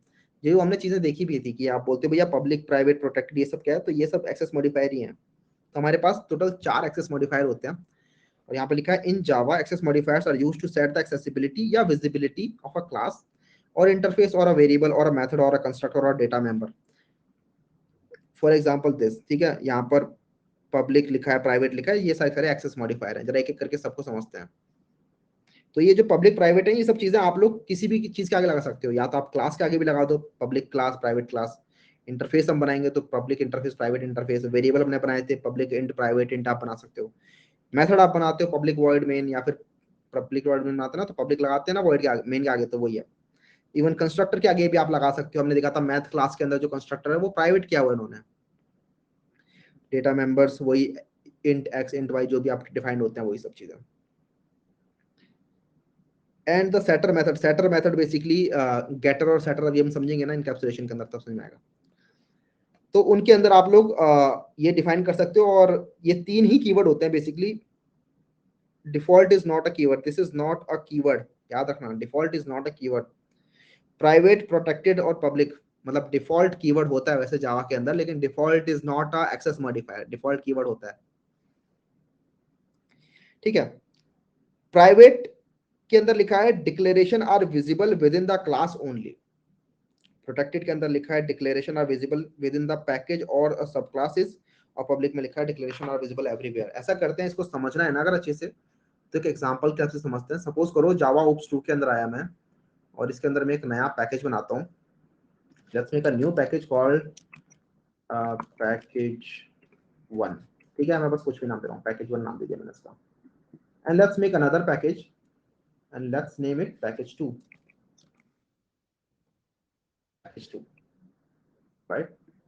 और इन दोनों पैकेज के अंदर कुछ कुछ काम करते हैं। पहले वाले पैकेज के अंदर एक क्लास बना लेते हैं and let's name it class 1, इसके अंदर मेन मेथड डाल देते हैं। ठीक है, इन सबको मैं हटा देता हूँ यहाँ से। तो हमारी क्लास 1 है और पैकेज 2 के अंदर मैं बना रहा हूँ क्लास 2, क्लास 2, इसमें मेन मेथड नहीं बनाते हैं। ठीक है, तो ये हमारी क्लास 1 है, क्लास 2 है, एक पैकेज 1 के अंदर एक पैकेज 2 के अंदर है। हमें पता कैसे चल रहा है कि ये पैकेज 1 पैकेज 2 के अंदर है, क्योंकि ऊपर लिखा हुआ है, देख रहे हो, पैकेज 1 ये लिखा हुआ है यहाँ पर। तो अब एक मेथड बनाते हैं, ऐसा करते हैं, एक क्लास 1 के अंदर एक मेथड बनाते हैं, void method 1, मैंने नाम रख दिया इसका method 1। ठीक है, और क्लास 2 के अंदर एक मेथड बनाते हैं सिमिलरली void method 2। समझ जाओगे आप लोग सारे एक्सेस मॉडिफायर क्या होते हैं, एक बार ये ठीक से समझ लोगे तो। ठीक है, बहुत ही इजीली। तो ऐसा करते हैं, क्लास 1 के अंदर क्लास 2 का ऑब्जेक्ट बनाते हैं, class 2 object equals to new class 2। तो ये चीज तो हम कर सकते हैं, ये चीज हम कर सकते हैं। क्यों कर सकते हैं? क्योंकि भैया आपने क्लास जो है पब्लिक बना रखी है। तो पब्लिक बना रखी है, पब्लिक का मतलब होता है कहीं से भी एक्सेसिबल है ये क्लास। तो क्लास 1 के अंदर आप लोग बना सकते हो ऑब्जेक्ट, लेकिन बनाना है तो क्लास 1 को नहीं पता कि क्लास 2 नाम की भी कोई क्लास है, क्योंकि ये तो अपने ककून में कैद है ना, इसको नहीं पता बाहर की दुनिया में भी कौन सी क्लासेस हैं कि नहीं है। तो उसके लिए इंपोर्ट करानी पड़ेगी हमें क्लास। ठीक है, इंपोर्ट करानी पड़ेगी। अच्छा, मैं डायरेक्टली इंपोर्ट करा देता हूँ यहाँ से। इस बल्ब पर क्लिक करोगे, उसको बोलोगे इंपोर्ट क्लास 2 फ्रॉम पैकेज 2, तो इस तरीके से ये इंपोर्ट कीवर्ड की हेल्प से आप लोग दूसरी क्लासेस को अपनी क्लास के अंदर एक्सेस करा सकते हो। ठीक है, तो हमारा क्लास 2 हमने एक्सेस करा ली। ठीक है, अब क्लास 2 हमें मिल रही है और क्लास 2 के पास एक ऑब्जेक्ट बना लिया हमने। ऑब्जेक्ट का हम फंक्शन कॉल करा के दिखा देते हैं, ऑब्जेक्ट डॉट मेथड 1। ठीक है, हम देख रहे हैं भैया यहाँ पर ये मेथड 1 इसे मिल नहीं रहा। ठीक है, मेथड 1 इसे मिल नहीं रहा। क्यों नहीं मिल रहा? क्योंकि क्लास 2 के अंदर मेथड 2 होना चाहिए। मेथड 2 भी नहीं मिलेगा वैसे तो। मेथड 2 क्यों नहीं मिल रहा? क्योंकि मेथड 2 के आगे आपने पब्लिक नहीं लगा रखा। ठीक है, पब्लिक लगा दोगे तो वो कहीं से भी उसको अवेलेबल होगा। तो हम लगा देते हैं पब्लिक। तो पब्लिक लगाते ही अब यहाँ पर देखो ये मेथड 2 इसको मिल रहा है, पहले नहीं मिल रहा था। राइट, पहले हमने जैसे ही मेथड 2 के आगे से पब्लिक हटाया तो नहीं मिल रहा। अब देखो मैं जैसे ही लगा दूंगा, यहाँ पे क्या भी रहा है, change visibility of method 2 to public. Public जैसे ही कर दूंगा, जैसे ही मेथड 2 के आगे मैंने पब्लिक लगा दिया, वैसे ही क्लास 1 से भी ये मेथड मिल रहा है। तो इसीलिए हम कहते हैं कि पब्लिक चीजें जो होती हैं वो किसी भी क्लास से एक्सेसिबल होती हैं। पब्लिक में कोई दिक्कत? पब्लिक समझ में आया? पब्लिक समझ में आ गया? ठीक है, अब हम आगे बढ़ते हैं, अब बात करते हैं प्राइवेट की। ठीक है, प्राइवेट किस काम में होता है? तो प्राइवेट का काम होता है जब आप चाहते हो कि सिर्फ इसी क्लास की चीजें ही इसको एक्सेस कर पाए। हम चाहते हैं कि इस क्लास से बाहर ये जा ही ना पाए। राइट, इस क्लास से बाहर हम इसे एक्सेस ही ना करवा पाए। जैसे कि मैं चाहता हूं कि ये जो मेथड बनाया ना मैंने, मेथड 2, ये जो है वो सिर्फ मेरा क्लास 2 ही एक्सेस कर पाया इसको। सपोज करो मैंने क्लास टू के अंदर एक पब्लिक मेथड बनाया, पब्लिक वॉइड चेक, ठीक है, और इसके अंदर मैं कॉल करा सकता हूँ अपने मेथड 2 को इजीली, ठीक है, इसके अंदर मैं मेथड 2 को इजीली कॉल करा सकता हूँ। अच्छा ये मत बोलना भैया यहाँ पर मेथड 2 कॉल कराते टाइम आपने ऑब्जेक्ट क्यों नहीं बनाया, क्योंकि सेम क्लास का अगर आपको कॉल करना है तो उसके लिए ऑब्जेक्ट बनाने की कोई जरूरत नहीं है, ठीक है। अच्छा मेथड 2 हमने कॉल कराया और ये हो रहा है कॉल, अब मैं इसको कर देता हूँ प्राइवेट, मैं इसको प्राइवेट कर रहा हूँ तो मेथड 2 क्या होगा ना, ये सिर्फ क्लास 2 के अंदर ही अंदर रहेगा, क्लास 2 के ही लोग इसको एक्सेस कर सकते हैं। क्लास 1 वाला बोलेगा भैया मुझे नहीं मिल रहा, मैं ढूंढ रहा हूँ मुझे मिल नहीं रहा है। और यहाँ पर देखो ये कह रहा है method 2 from type class 2 is not visible, visible नहीं है। तो प्राइवेट भी हमें समझ में आ गया कि प्राइवेट का काम होता है इसी क्लास से चीजें एक्सेस करने के काम में आता है वो, ठीक है। इसी क्लास के अंदर हमने चेक फंक्शन बना रखा है और यहाँ से आप लोग मेथड 2 एक्सेस कर पा रहे हो। अच्छा एक और कमाल की चीज कि आप लोग चाहो तो यहाँ से चेक फंक्शन एक्सेस कर सकते हो, ठीक है, क्योंकि चेक फंक्शन जो है वो पब्लिक है, चेक फंक्शन पब्लिक है। ये पब्लिक फंक्शन इन टर्न एक प्राइवेट फंक्शन को कॉल कर रहा है, लेकिन वो इस क्लास की सिरदर्दी नहीं है, ठीक है। इस क्लास का काम था पब्लिक फंक्शन कॉल कराना और ये पब्लिक फंक्शन कॉल करा पा रहा है। प्राइवेट समझ में आ गया, प्राइवेट समझ में आ गया, प्राइवेट में कोई दिक्कत, ठीक है। ब्रेक अभी ले लेंगे यार थोड़ी देर में। प्राइवेट समझ में नहीं आया, चलो ठीक है, प्राइवेट दोबारा समझ लेते हैं। प्राइवेट का काम होता है इस क्लास से बाहर आप लोग एक्सेस नहीं कर सकते उस चीज को, ठीक है। जैसे हमने मेथड 2 को प्राइवेट किया, मेथड 2 को जैसे प्राइवेट किया तो वो क्लास 2 के बाहर एक्सेस नहीं हो पा रहा है। क्लास 2 के बाहर मतलब क्लास 1 के अंदर, ये हमारी क्लास 1 है, इस क्लास 1 के अंदर मैंने क्लास 2 का एक ऑब्जेक्ट बनाया और इसके अंदर भी मैं इसे एक्सेस करने का ट्राई कर रहा हूँ तो भी मैं इसे एक्सेस नहीं कर पा रहा हूँ। क्लास 2 ऑब्जेक्ट बनाया और मैं इसको चेक कर रहा हूँ कि क्या नाम था उसका, मेथड 2 था राइट। ये एक्सेसिबल नहीं है। एक्सेसिबल क्यों नहीं है, क्योंकि मेथड 2 जो है वो प्राइवेट है और प्राइवेट है तो वो क्लास 1 के अंदर नहीं मिलेगा, वो क्लास 2 के अंदर ही मिलेगा। तो क्लास 2 के अंदर जितना मर्जी उसको एक्सेस कर लो आप लोग मेथड 2 को, लेकिन क्लास 2 के अलावा वो कहीं और नहीं मिलेगा। सिंपल होता है हमारा प्राइवेट। पब्लिक प्राइवेट बहुत ही सिंपल चीजें होती हैं। ठीक है, यहाँ पर तो ये कंपाइल टाइम ही एरर आ रहा है, इसको मैं हटा देता हूँ यहाँ से, ऑब्जेक्ट डॉट चेक लगा देते हैं यहाँ पर। अच्छा पब्लिक प्राइवेट क्लियर हो गया। अब एक डिफॉल्ट भी चीज होती है, लेकिन डिफॉल्ट का मतलब क्या होता है कि डिफॉल्ट का मतलब ये होता है कि भैया ना तो पब्लिक लगाओ, ना प्राइवेट लगाओ, ना प्रोटेक्टेड लगाओ, मतलब खाली छोड़ दो ऐसे ही। जब आप लोग खाली छोड़ देते हो ना इसको, वॉइड मेथड 2 बस ऐसे ही लिखा है आपने, तो इसका मतलब यहाँ पर डिफॉल्ट एक्सेस मॉडिफायर लगा हुआ है, ठीक है। डिफॉल्ट एक्सटेंड, एक्सटेंड अभी नहीं कर रहे, अभी एक्सटेंड करने के लिए मुझे 10-25 में बताना आप लोग, ठीक है। So this is called default. जब आप लोग कुछ भी डिफाइन नहीं करते हो कि पब्लिक प्राइवेट प्रोटेक्टेड क्या है ये मेथड, तो ये डिफॉल्ट होता है। डिफॉल्ट का काम क्या होता है, ये बेसिकली इस पैकेज के अंदर ही मिलेगा ये आपको, ठीक है। क्लास 2 के अंदर तो मिलेगा ही मिलेगा और साथ में जो जो इस क्लास का पैकेज है विच इज पैकेज 2, पैकेज 2 के अंदर आपको मिल जाएगा। पैकेज 1 के अंदर आपको स्टिल नहीं मिलेगा। मेथड 2 देखो, मेथड 2 ढूंढने का ट्राई करता हूं मैं इसके अंदर, मेथड 2, मेथड 2 स्टिल इसको नहीं मिल रहा है, लेकिन पैकेज 2 के अंदर इसको मिल जाएगा, दूसरी क्लास के अंदर भी। मैं यहाँ पर एक और दूसरी क्लास बनाता हूँ, लेट्स से क्लास 3। याद रखना क्लास 3 और क्लास 2 जो है वो सेम पैकेज के अंदर है। क्लास 3 भी इसी पैकेज के अंदर है, क्लास 2 भी इसी पैकेज के अंदर है। और क्लास 3 के अंदर अगर मैं क्लास 2 का ऑब्जेक्ट बनाता हूँ और यही मेथड 2 जो यहाँ नहीं मिल रहा है क्लास 1 के अंदर, यही मैं कॉपी पेस्ट कर रहा हूँ क्लास 3 के अंदर, तो यहाँ इसको मिल जाएगा, ठीक है। यहाँ इसको मिल रहा है इजीली, मेथड 2 इसको यहाँ मिल रहा है, तो इसे हम कहते हैं पैकेज प्राइवेट। डिफॉल्ट को हम पैकेज प्राइवेट भी कहते हैं कि ये प्राइवेट तो रखता है लेकिन पैकेज पैकेज के लेवल तक रखता है। आप जरा एक बार इसको कुछ ग्राफिक्स के जरिए समझ लेते हैं जिससे कि थोड़ा और क्लियर हो जाए। फाइनली हम प्रोटेक्टेड देखेंगे उसके बाद। तो देखो होता क्या है, सपोज करो कि ये जो सर्कल है दिस इज योर पैकेज।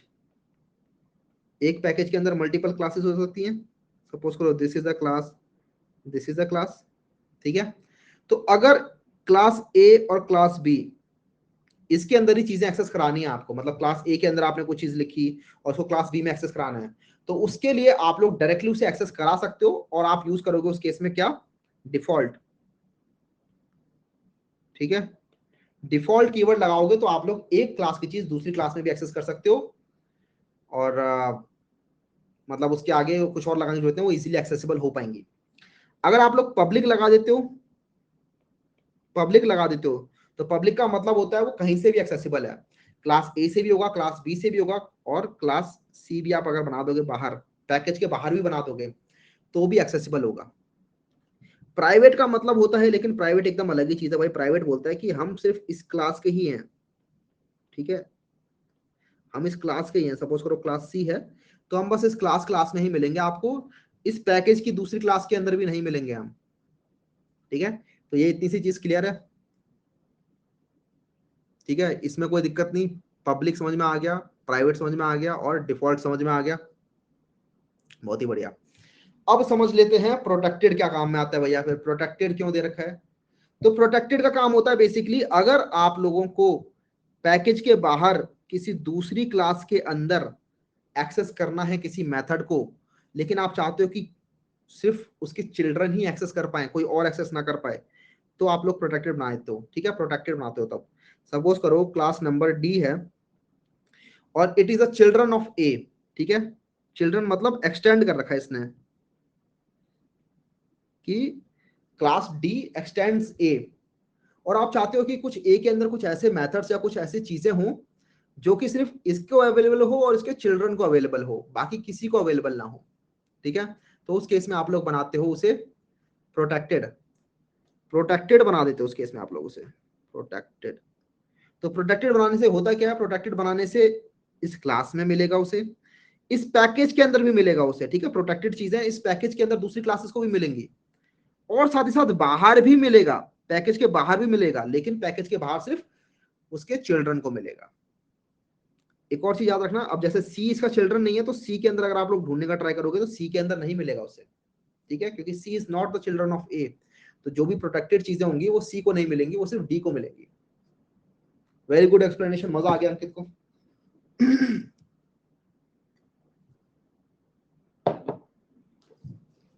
ठीक है जी, ब्रेक ले लो, चलो ठीक है, ब्रेक ले लो। प्राइवेट रिपीट मैं 2 बार कर चुका हूं, आप नहीं कर रहा प्राइवेट रिपीट। अगर आपको रिपीट करना है देन प्राइवेट आप लोग दोबारा समझ सकते हो। कुछ और चीज बताओ।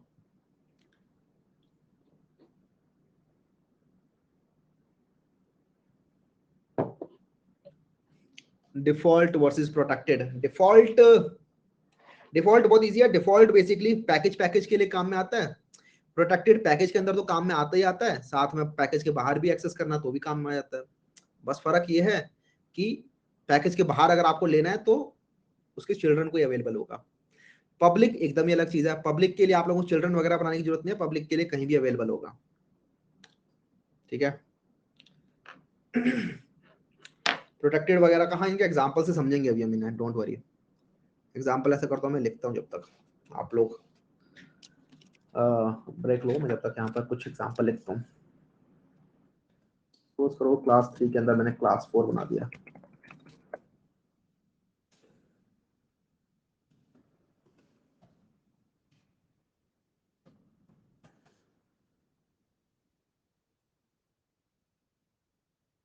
और इसके अंदर मैंने यहाँ पर एक और चीज बना दी।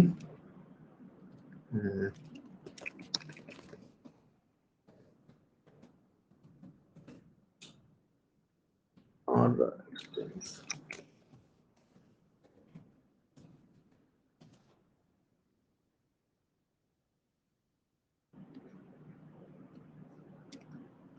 क्लास 4 है, क्लास 4 का ऑप्शन बनाते हैं।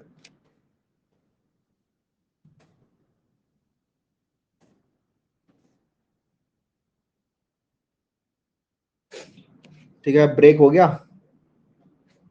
स्टार्ट किया जाए।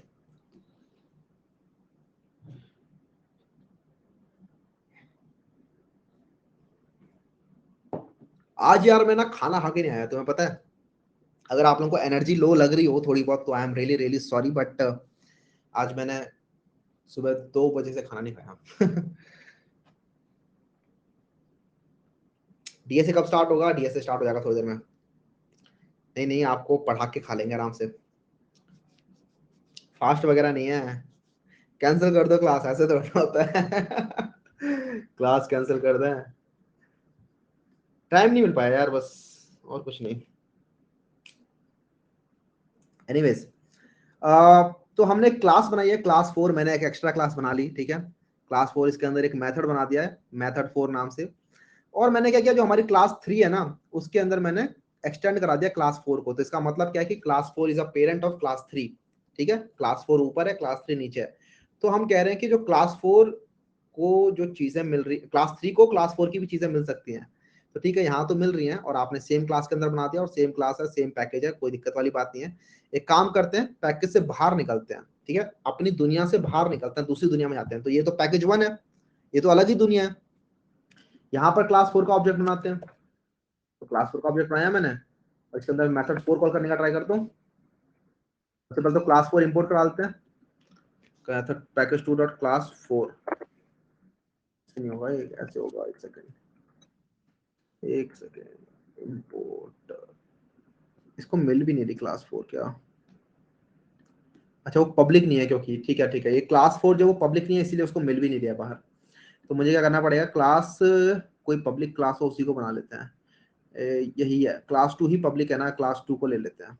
क्लास 4 को छोड़ो भाई, क्लास 4 को छोड़ो, क्लास 2 को ही बना रहा हूँ मैं, एक्सटेंड्स क्लास 2। यहाँ पे भी क्लास 2 लिख लेते हैं।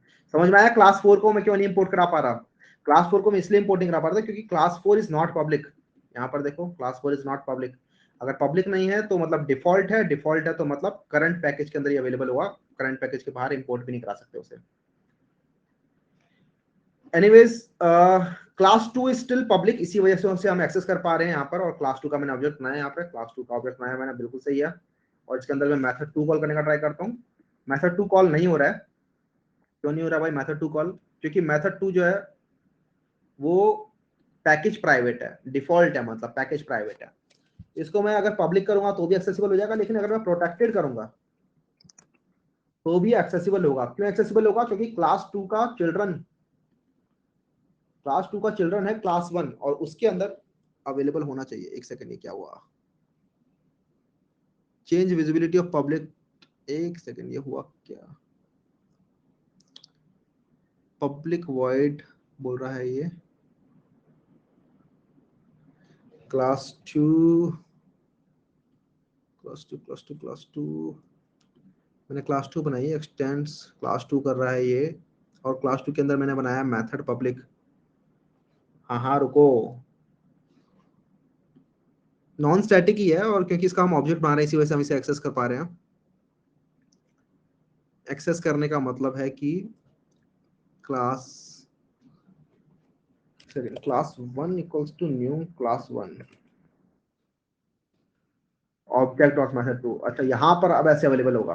आई एम सॉरी, मैं गलत तरीके से बता रहा था आपको पहले, कि आपने जब क्लास 1 लिखा है यहाँ पे, ठीक है, क्लास 1 लिखा तो क्लास 1 का पेरेंट है क्लास 2, राइट, क्लास 1 का पेरेंट क्लास 2 है, और क्लास 2 के जो भी चीजें होंगी वो क्लास 1 को भी अवेलेबल होनी चाहिए, राइट। तो क्लास 2 की वो चीजें जो कि प्रोटेक्टेड है वो अवेलेबल हैं आपको अभी भी, देखो। अच्छा मैंने पब्लिक कर रखा है, इसको प्राइवेट प्रोटेक्टेड करने दो, अभी हो जाना चाहिए अवेलेबल, अभी भी अवेलेबल है, ठीक है। तो इवन दो प्रोटेक्टेड पब्लिक नहीं है मेथड 2, लेकिन स्टिल इसको ये मिल रहा है। क्यों मिल पा रहा है, क्योंकि class 1 is the children of class 2, और क्योंकि चिल्ड्रन है तो चिल्ड्रन को पैकेज के अंदर, पैकेज के बाहर सब जगह मिल जाता है प्रोटेक्टेड। तो डिफॉल्ट याद रखना, एक बार मैं दोबारा से बताता हूँ, रिपीट करता हूँ। डिफॉल्ट आप लोगों का सिर्फ पैकेज के अंदर मिलेगा, प्राइवेट आप लोगों का सिर्फ क्लास के अंदर मिलेगा, पब्लिक आपको कहीं भी मिल जाएगा। लेकिन जो प्रोटेक्टेड होता है वो पैकेज के अंदर तो मिलेगा ही मिलेगा, साथ में चिल्ड्रन क्लास को भी मिल जाएगा, चाहे वो पैकेज के अंदर हो चाहे वो पैकेज के बाहर हो। ठीक है, हो गया। चलो, एक जगह ही पब्लिक क्लास हो सकती है, हाँ एक फाइल के अंदर एक ही पब्लिक क्लास हो सकती है, तो बेसिक सबसे पहले बताया था मैंने। एक क्लास के अंदर, सिर्फ एक फाइल के अंदर, जैसे क्लास 1 डॉट जावा है, तो इसके अंदर सिर्फ क्लास 1 ही पब्लिक हो सकती है। अगर आप लोगों को क्लास 4 को पब्लिक करना है तो उसके लिए एक अलग फाइल बनानी पड़ेगी, और उसके अंदर आप लोग पब्लिक क्लास 4 कर सकते हो। एनीवेज, अब हमें इनकैप्सुलेशन भी समझ में आएगा बड़े इजीली, देखते हैं कैसे काम करता है। तो इनकैप्सुलेशन का मतलब होता है सेम फील्ड और सेम मेथड्स जो उस फील्ड पे काम करने वाले हैं उनको एक साथ रखना, इनकैप्सूल कर देना। जिस तरीके से इसका मतलब क्या है इनकैप्सुलेशन का, बेसिकली इस तरीके से एक कैप्सूल के अंदर कुछ दवाइयां होती हैं, कैप्सूल को खोलोगे तो उसके अंदर छोटे छोटे दाने मिलेंगे, राइट। वो जो दवाइयां होती हैं उनका काम होता है सिर्फ एक ही पर्टिकुलर चीज को ठीक करने के, ठीक है। तो हमने क्या कर रखा, उस कैप्सूल के अंदर उन छोटी छोटी दवाइयों को साथ में रखा हुआ है। इसी तरीके से कहते हैं कि ऐसे जो फील्ड्स हैं वो और जो उस फील्ड पे काम करेंगे मेथड, वो उनको एक ही क्लास में रख देना। जैसे सपोज करो क्लास है एक ये, और उसके अंदर है इंट एक्स, और इस एक्स के ऊपर जो भी फंक्शन काम कर रहे हैं, सपोज करो सेट एक्स, राइट, और इस एक्स के ऊपर कुछ काम कर रहा है, सपोज करो एक्स इक्वल्स टू, सपोज करो इसने कर दिया 10, तो एक्स वाले फंक्शन को और ये सेट एक्स वाले मतलब सेट एक्स वाले फंक्शन को और ये एक्स वाले कीवर्ड को एक साथ आपने एक क्लास के अंदर रख दिया, इसे हम कहते हैं इनकैप्सुलेशन। कोई ज्यादा बहुत खतरनाक चीज नहीं होती इससे, बेसिकली डेटा हाइडिंग के अंदर हेल्प करता है। लेकिन ये ठीक है, डेटा हाइडिंग प्राइवेसी रीजंस की वजह से हम करना चाहते हैं। कई बार हम नहीं चाहते कि कुछ चीजें जो है वो खाम का ही बाहर की दुनिया को ऐसे ही अवेलेबल हो, एवं ही। तो उस केस में हम उनको प्राइवेट कर देते हैं। हमें पता है भैया प्राइवेट कर दोगे तो बाहर की दुनिया को अवेलेबल नहीं होगी, लेकिन बाहर की दुनिया यूज तो करना चाहेगी उनको फिर भी। अब किस तरीके से समझाया जाए, जैसे कि एक म्यूजियम है, हम चाहते हैं कि उस म्यूजियम में लोग तो आए देखने के लिए, लेकिन कुछ भी उठा के ना ले जाएं, राइट। तो आना तो है ही बाहर की दुनिया को, उसके अंदर देखना तो है ही, रीड ओनली करना है, लेकिन ठीक है उसके अंदर कुछ छेड़छाड़ नहीं करनी। तो वहां पे वो प्राइवेसी कंसर्न आ जाता है। सेम हमारी क्लासेस के अंदर होता है, हम चाहते हैं कि बाहर की दुनिया एक्सेस तो कर पाए इस क्लास को, लेकिन इसके अंदर खामखा के चेंजेस ना कर पाए। तो उसके लिए हम इनकैप्सुलेशन यूज करते हैं, बेसिकली प्राइवेट वगैरह कीवर्ड यूज करके हम उसको अचीव कर पाते हैं। देखते हैं कैसे होता है। लिखा है it prevents outer classes from accessing and changing field and methods of a class. This also helps to achieve data hiding, जो मैंने बताया आपको, बाहर की क्लासेस को अवॉइड करता है एक्सेस करने में। Encapsulation refers to bundling of related field and methods together, जैसा मैंने बताया encapsulate कर देता है। This can be used to achieve data hiding, लेकिन encapsulation is in itself is not data hiding. Data hiding is totally different thing. Encapsulation की help से आप लोग डेटा हाइडिंग अचीव कर पाते हो। सेम स्लाइड बन गई, चलो कोई नहीं, 2 स्लाइड बन गई सेम सेम। अब जरा समझ लेते हैं मैं क्या कहना चाह रहा हूँ यहाँ पर, एक्चुअली होता क्या है इनकैप्सुलेशन, बढ़िया तरीके समझेंगे, ठीक है, बढ़िया तरीके समझेंगे। पैकेज 1 पैकेज 2 का काम हो गया, जावा ओप्स 2 के अंदर हम इनकैप्सुलेशन सीख लेते हैं। Learn encapsulation, learn encapsulation. इस तरीके से बातें करते कोई, जब मतलब स्पेलिंग याद रखनी होती है, मैं तो बहुत करता हूँ। फ्रेंड को मैं बोलता हूँ फ्रेंड, बचपन में क्या करता था, इससे स्पेलिंग याद रह जाती है, बहुत बड़ी बड़ी स्पेलिंग्स।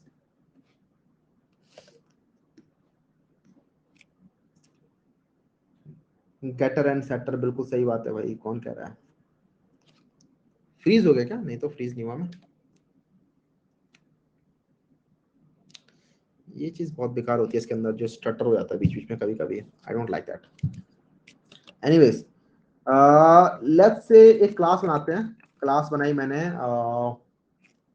लेट्स से सीक्रेट, मैंने बनाई क्लास, नाम है जिसका नाम है सीक्रेट, और उसके अंदर कुछ डेटा है, इंट डेटा।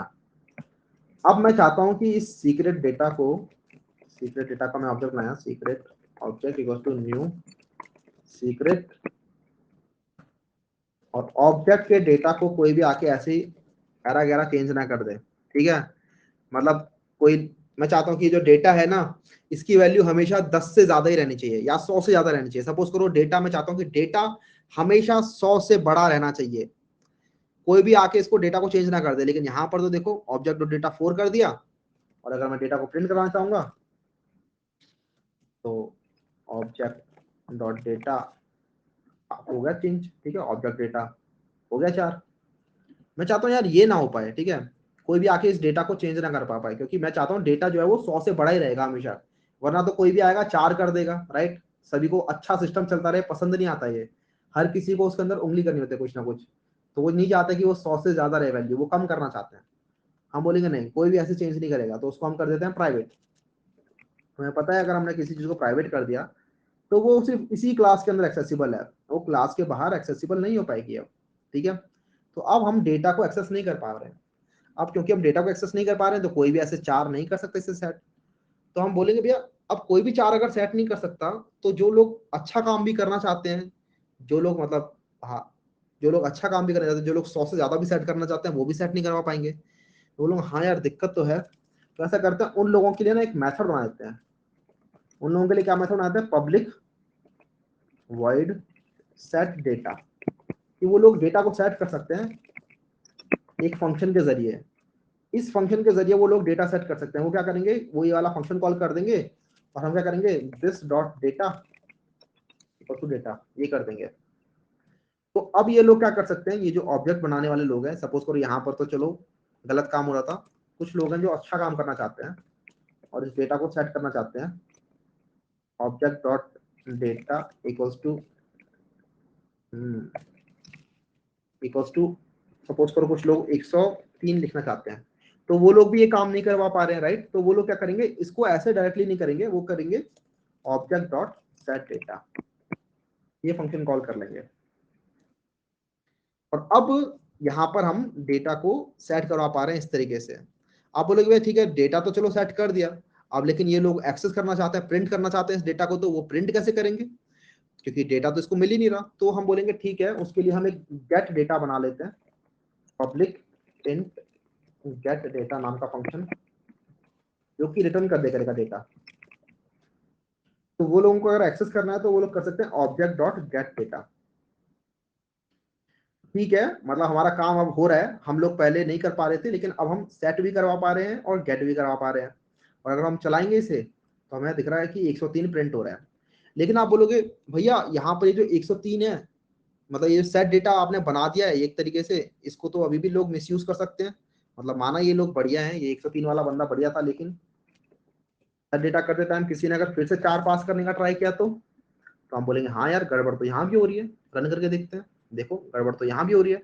तो इसको अब हम अवॉइड कर सकते हैं, लेकिन ठीक है सेट डेटा की हेल्प से हम इसे अवॉइड कर सकते हैं। कैसे अवॉइड करेंगे, कि हम सेट डेटा के अंदर लगा देंगे एक validation, if data is greater than 100 तभी सेट करो, अदरवाइज सेट मत करो। ठीक है, कि अगर डेटा ग्रेटर देन 100 है तभी डेटा सेट करो। तो अब अगर कोई बंदा सेट करना चाहेगा 4 तो वो सेट नहीं करवा पाएगा 4। 103 तो सेट हो जाएगा क्योंकि वो इस इफ कंडीशन में चला जाएगा, लेकिन 4 वाला बंदा सेट नहीं करवा पाएगा। देखो रन करके दिखाता हूँ, देखो 4 हो ही नहीं पाया।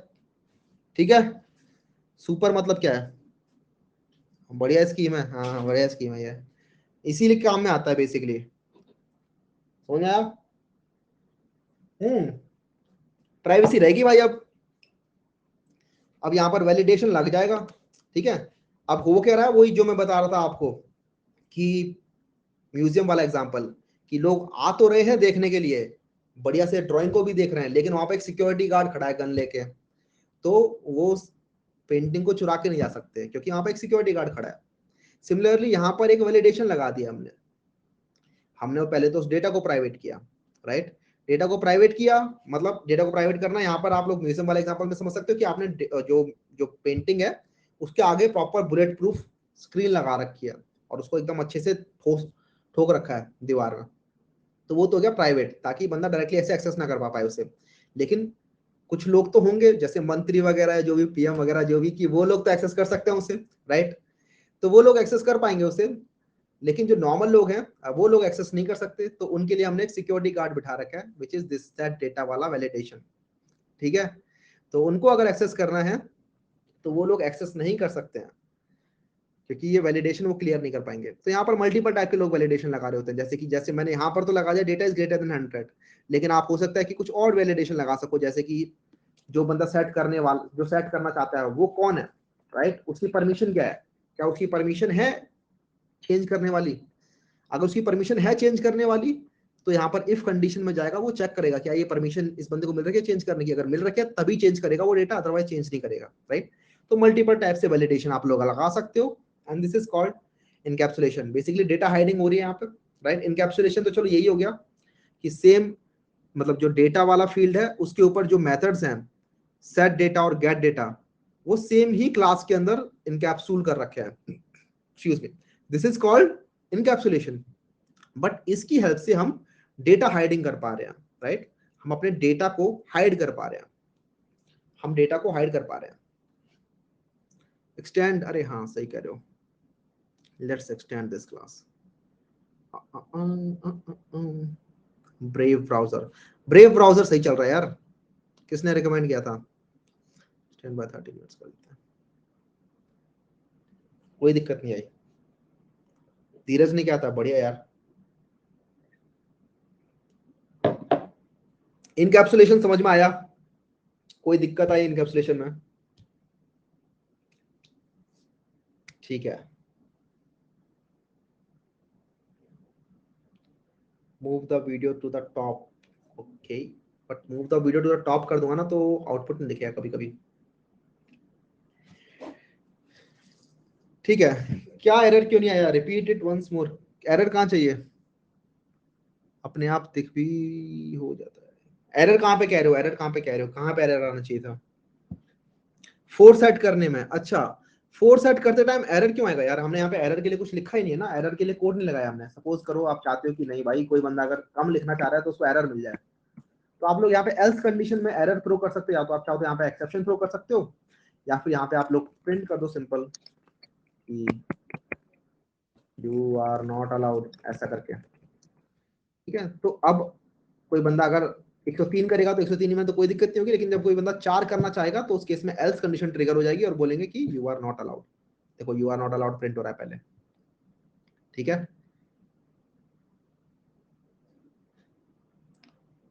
एक और एग्जांपल क्या लिया जाए इसके अंदर?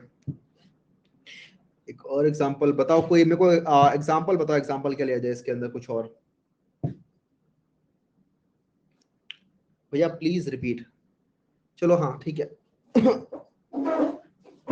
OTT subscription, real world example चाहिए, रियल वर्ल्ड एग्जांपल चाहिए। रियल वर्ल्ड एप्लीकेशन हम बनाने वाले हैं नहीं वैसे डीएसए कोर्स के अंदर, ठीक है। लेकिन चलो फिर भी देखते हैं।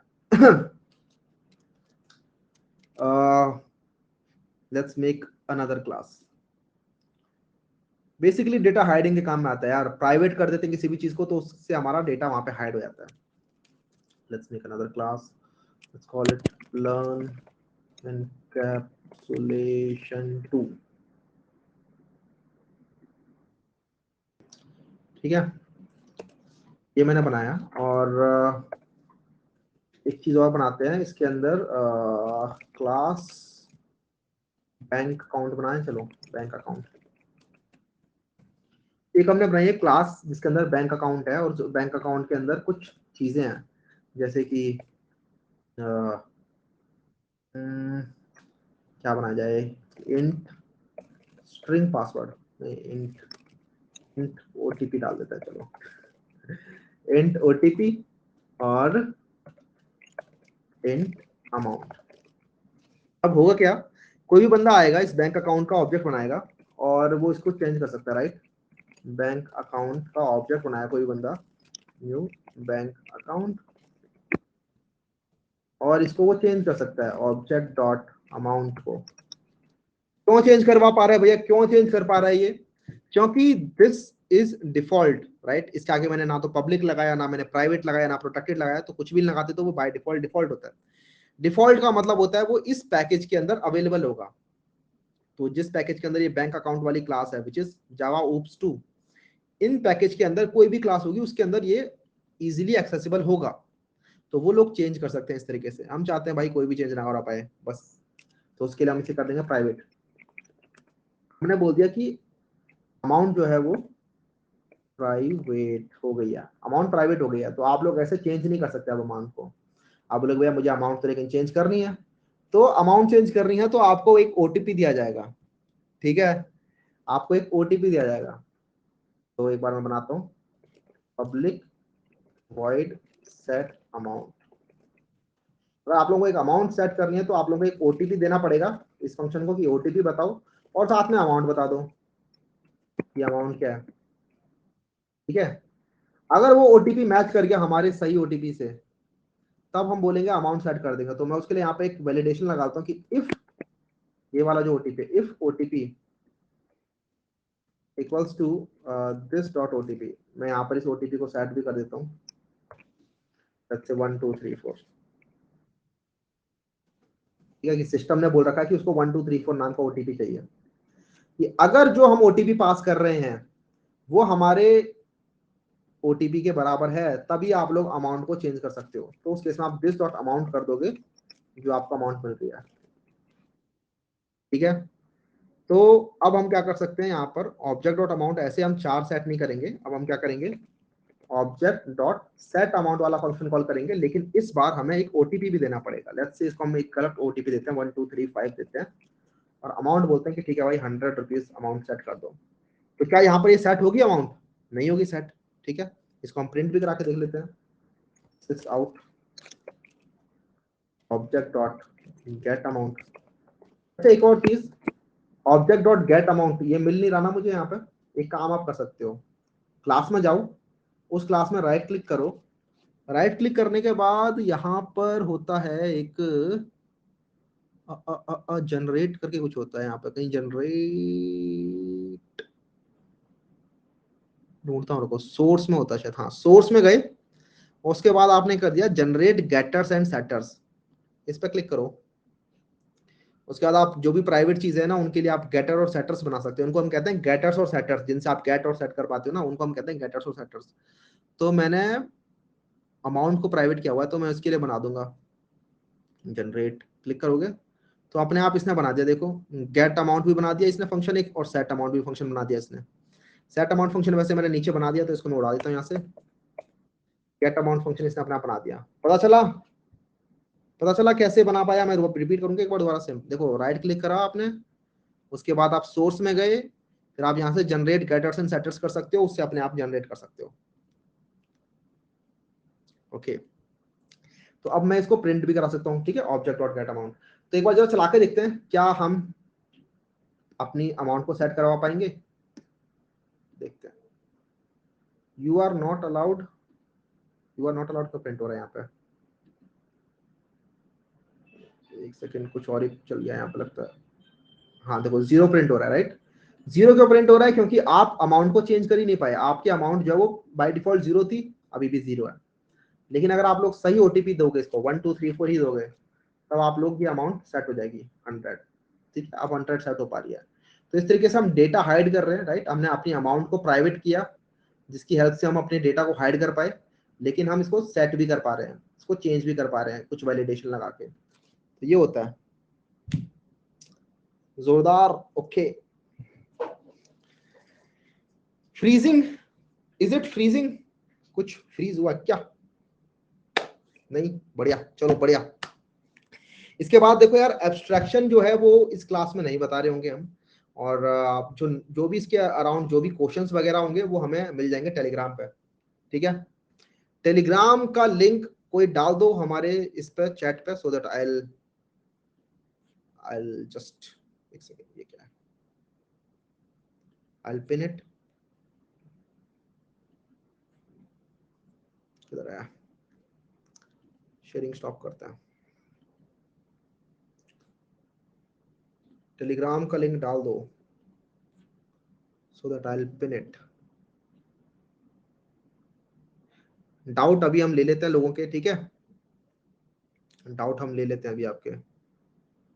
सारा का सारा कोड जो है वो गिटहब पे डाल दिया जाएगा, ठीक है, तो don't worry about that. Enjoy today's class, मजा आया टुडेज क्लास में। अभी वैसे क्लास में अभी हम डाउट वगैरह ले रहे होंगे फिलहाल, अब थोड़ी बहुत बातें करेंगे हम। मजा आ गया, बहुत मजा आ गया, ठीक है। एब्स्ट्रैक्शन आई नो रह गया है, एब्स्ट्रैक्शन हम पढ़ लेंगे, अभी नहीं पढ़ रहे यार। एब्स्ट्रैक्शन पढ़ाने लगो ना तो टाइम लगेगा ज्यादा, उसके अंदर इंटरफेस भी पढ़ना है, एब्स्ट्रैक्ट कीवर्ड भी पढ़ना है, and both these things won't make sense until and unless we learn about collection framework. वहां पे वो दबा के सेंस बना रहा होता है, इवन जेनेरिक्स वहां पे पढ़ेंगे हम, तो थोड़ा सा मैं उसके लिए छोड़ देता हूँ। ठीक है, लिंक आप सभी के पास है ना टेलीग्राम का? ये देखो किसने डाला, राधिका ने डाल दिया यहाँ पे, इसको मैं कॉपी करता हूँ। आई एग्री,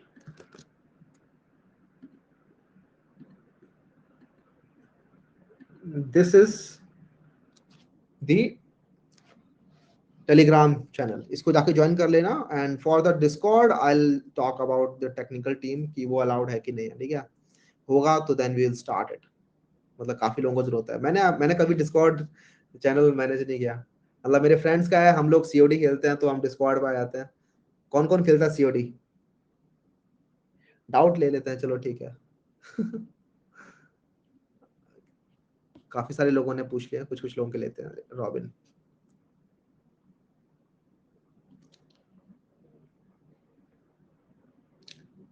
गंदा गेम यार, क्यों? मेरे को तो बढ़िया लगता है। हाय रॉबिन। भैया गुड इवनिंग। Good evening. हाँ जी, मैंने तो भैया उसके लिए किया था कि अगर डाउट आ जाए तो रेज हैंड कर दिया था, वैसे मेरे को कोई डाउट नहीं है। चलिए बढ़िया रॉबिन। समीर,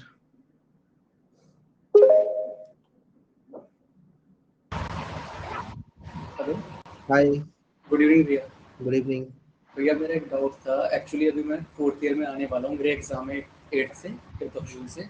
तो अभी तक मुझे लोगों ने, मतलब हमारे जो सीनियर थे, मैं टीयर 3 कॉलेज से हूँ, तो उन्होंने बताया नहीं। तो उन्होंने बस ये कहा था जितना ज़्यादा हो सके प्रोजेक्ट पे ध्यान दो। तो मैंने मर्न सीखा, जैंगो वगैरह सीखा। आई मीन बहुत सारी टेक्नोलॉजी सीखी, इवन ब्लॉकचेन पे भी काम किया। बट टीए से फर्स्ट टाइम सीख रहा हूँ क्योंकि बताया नहीं था किसी ने, तो थोड़ा डर से लग रहा है भैया। और फोर्थ ईयर और है ऑलरेडी, क्योंकि मुझसे लोगों ने ये कहा था कि अगर आपको अच्छी जॉब चाहिए तो आप टेक्नोलॉजी पकड़ो, उसमें एक मास्टरिंग करो and then you will get. देखो वो लोग भी गलत नहीं है समीर। आपका फोर्थ ईयर स्टार्ट हो रहा है कि खत्म होने वाला है अब? नहीं भैया, होगा फोर्थ ईयर स्टार्ट होगा। हाँ स्टार्ट होगा ना, तो ठीक है। यू आर स्टिल मतलब द राइट टाइम। अभी भी डोंट वरी, आपने काफी सारी चीजें एक्सप्लोर कर ली हैं। हाँ जी भैया। वो लोग सही इस वजह से थे क्योंकि जब आप लोग बाहर अप्लाई करते हो कंपनीज के अंदर, तो उस टाइम पर आप लोगों की वो स्किल्स देख रहे होते हैं, ठीक है। ऑफ कैंपस अप्लाई करते हो, आपके प्रोजेक्ट्स देखे जाते हैं। और कुछ स्टार्टअप्स होते हैं जिनको स्टार्ट प्रोजेक्ट्स ही चाहिए होते हैं। लेकिन अगर आप लोगों को प्लेसमेंट पानी है, मतलब इंटरव्यूज क्रैक कर रहे हैं, तो उसके अंदर आप लोगों से डीएसए पूछ लेंगे, राइट। आप लोगों से प्रोजेक्ट्स जो होते हैं वो ठीक है, उनसे पता चलता है कि बंदे ने कुछ किया है कॉलेज के दौरान, कोड कर लेगा ये हमारे पास आके। लेकिन अल्टीमेटली जो वो जज कर रहे होते हैं आपको डीएसए के बेसिस पे जज कर रहे होते हैं। और अब जैसे हमने स्टार्ट कर दिया, डीएसए आपने स्टार्ट कर ही दिया, तो सीखते सीखते ना वो डर भी हटेगा। प्रोजेक्ट्स बना लिए हैं वेल एंड गुड, लेकिन अब ज्यादा दिमाग मत लगाओ प्रोजेक्ट्स के ऊपर। अब प्रॉपर सारा का सारा ध्यान जो होना चाहिए वो होना चाहिए प्रॉब्लम सॉल्विंग के ऊपर। क्वेश्चन सॉल्व कर रहे हैं, डेली के डेली क्वेश्चन सॉल्व कर रहे हैं। डेली एटलीस्ट 4-5 इजी प्रॉब्लम, या फिर 2-3 मीडियम प्रॉब्लम, या फिर एक हार्ड प्रॉब्लम। इन तीनों में से कुछ ना कुछ एक करना ही करना है हमें, तभी कुछ हो पाएगा, ठीक है। बाकी टेंशन मत लो यार, मुझे पता है कि शुरुआत में डर लगता है, ठीक है। क्वेश्चन शुरुआत में नहीं होते हैं। अगर रिगरसली तैयारी करते रहोगे ना, तो 2 महीने के एंड पे आप लोगों को देखने लगा कि हाँ यार अब हो पा रहे हैं चीजें। थैंक यू भैया। तो किसमें बाकी यार, मुझे याद है कल हमारी डाउट क्लास ही तो है। Tomorrow is our doubt class dedicated. उसमें हम बात ही कर रहे होंगे पूरे टाइम।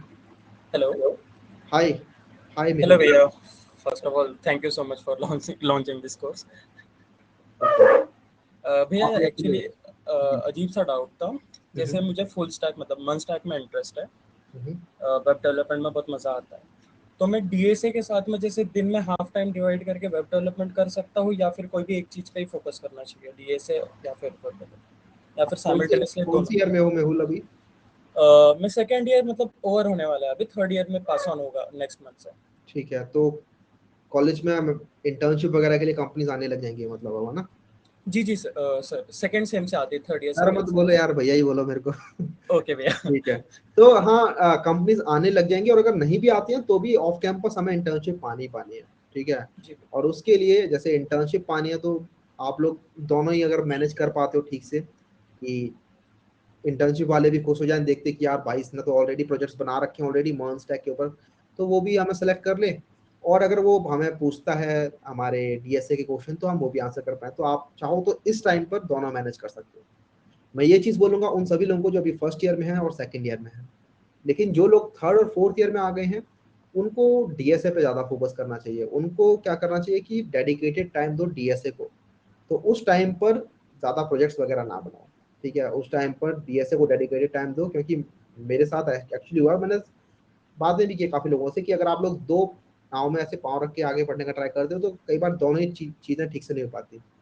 एक्चुअली होता यह है कि अगर आप लोगों को दिख रहा है कि यार क्वेश्चन सॉल्व करने बैठा हूँ डीएसए के, लेकिन आपको दिख रहा है यार क्वेश्चन हो नहीं पाएगा ये वाला सॉल्व, थोड़ा मुश्किल लग रहा है, तो as an excuse, as an escape आप लोग डेवलपमेंट करने आते हो, चलो कोई बात नहीं एंड्रॉइड या फिर जो भी वेब डेवलपमेंट कर रहे हो वो करने आते हैं। वेब डेवलपमेंट में कहीं फंस गए, अटक गए कि यार यहाँ पर एरर आ रहा है और वो एरर बहुत देर हो गई, स्टैक ओवरफ्लो पे मिल नहीं रहा, तो चलो छोड़ो इसको, बंद करो, अपना क्वेश्चन सॉल्व करने लाते हैं डीएसए का। इस तरीके से इसी दोनों ही चीजें नहीं हो पाती हैं, तो एक डेडिकेटेड टाइम दो कि नहीं भाई उसको रखो साइड में, अभी मेरे लिए ये इंपॉर्टेंट है, but for you I think you can manage both of these, क्योंकि अभी आपका टाइम वो चल रहा है। ओके भैया, ओके भैया, एक और डाउट था छोटा सा। हाँ जी मेहुल। जैसे अभी मेरी 1 मंथ एग्जाम है, लाइक जून मंथ तक पूरी एग्जाम है, थोड़ी अभी प्रिपरेशन वगैरह करनी, एग्जाम वगैरह देनी, 1 महीना फॉल बैक हो जाएगा कोर्स में, तो आप क्या सजेस्ट करोगे? ये जो जावा के बेसिक कॉन्सेप्ट्स है वो कर लूँ, या फिर डायरेक्ट आप जो डीएसए मेन पार्ट्स लोगे वहीं से रिवीजन शुरू करूँ? नहीं, आपको बेसिक कंसेप्ट भी कर लेने चाहिए, क्योंकि हमारा जो कोड होगा वो सारा सारा जावा के अंदर ही रहने वाला है ना। ओके भैया, ठीक है। वैसे मैंने C++ करा हुआ था सेकेंड ईयर तो में। इसीलिए आपको जावा सीखने में इतना टाइम लगने वाला है नहीं, और इवन अगर आप लोग आप चाहो कि नहीं मुझे सी प्लस प्लस ही आती है और मैं बस यहाँ पे भैया से प्रॉब्लम सॉल्विंग स्किल समझ लेता हूँ, क्वेश्चन में अपनी लैंग्वेज में इंप्लीमेंट करूंगा, then that is also fine, आप दोनों ही चीजें कर सकते हो। ओके भैया, okay, thank you so much भैया, गॉट इट। ओके, अब मैं बीच बीच में से उठाता हूँ। Raghu,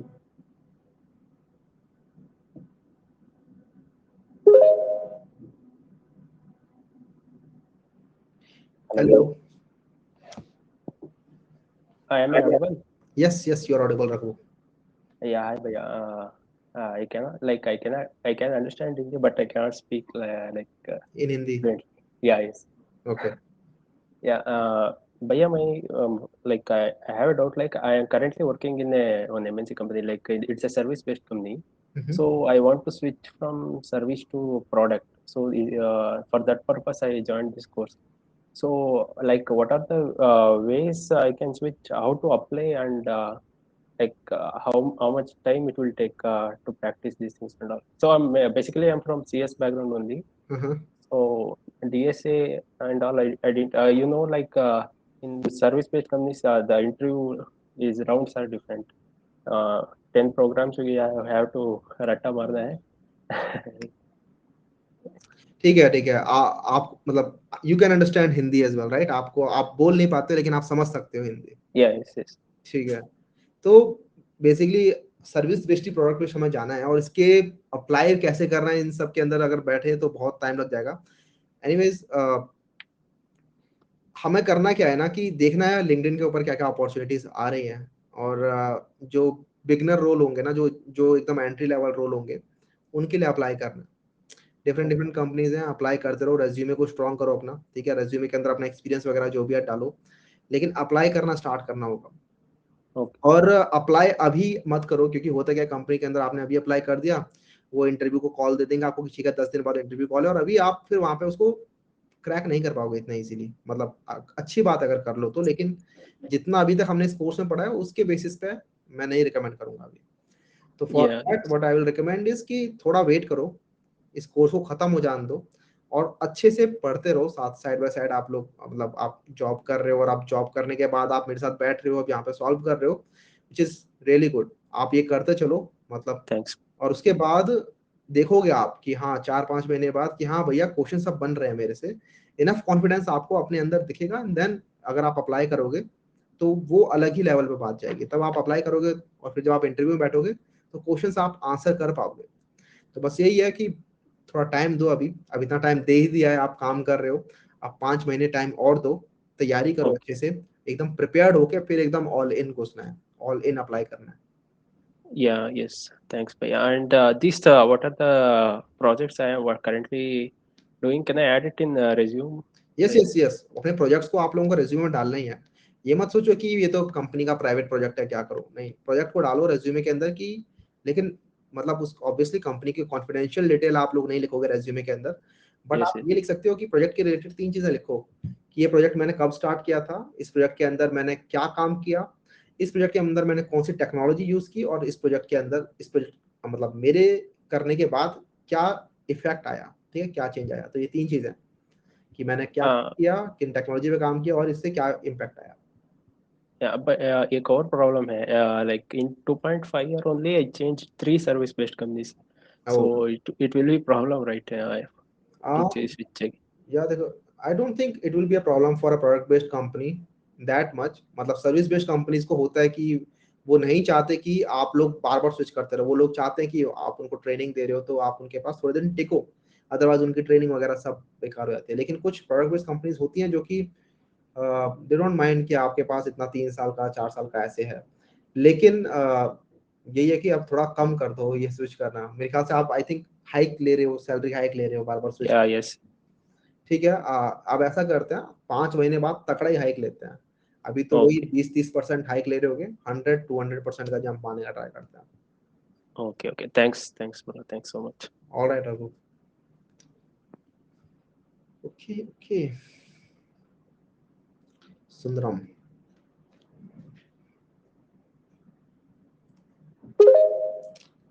hello hello. Hi hello Sundaram. भैया। हाय हाय हाय। हेलो भैया, ये पूछना था कि जैसे आप टॉपिक पढ़ते हैं तो समझ में आ जाता है, लेकिन कोड कभी कभी नहीं समझ में आता है। कोड आपको समझ में नहीं आ रहा है कभी कभी, राइट? राइट। हाँ, तो देखो यार, इसके लिए तो यही है कि देखो, मैं जितना हो सकता है स्लो तरीके से पढ़ा रहा हूँ। मैं चाहता तो थोड़ा और तेजी से भी पढ़ा सकता था, ठीक है, या फिर अगर मैं चाहता तो थोड़ा और स्लो तरीके से भी पढ़ा सकता था।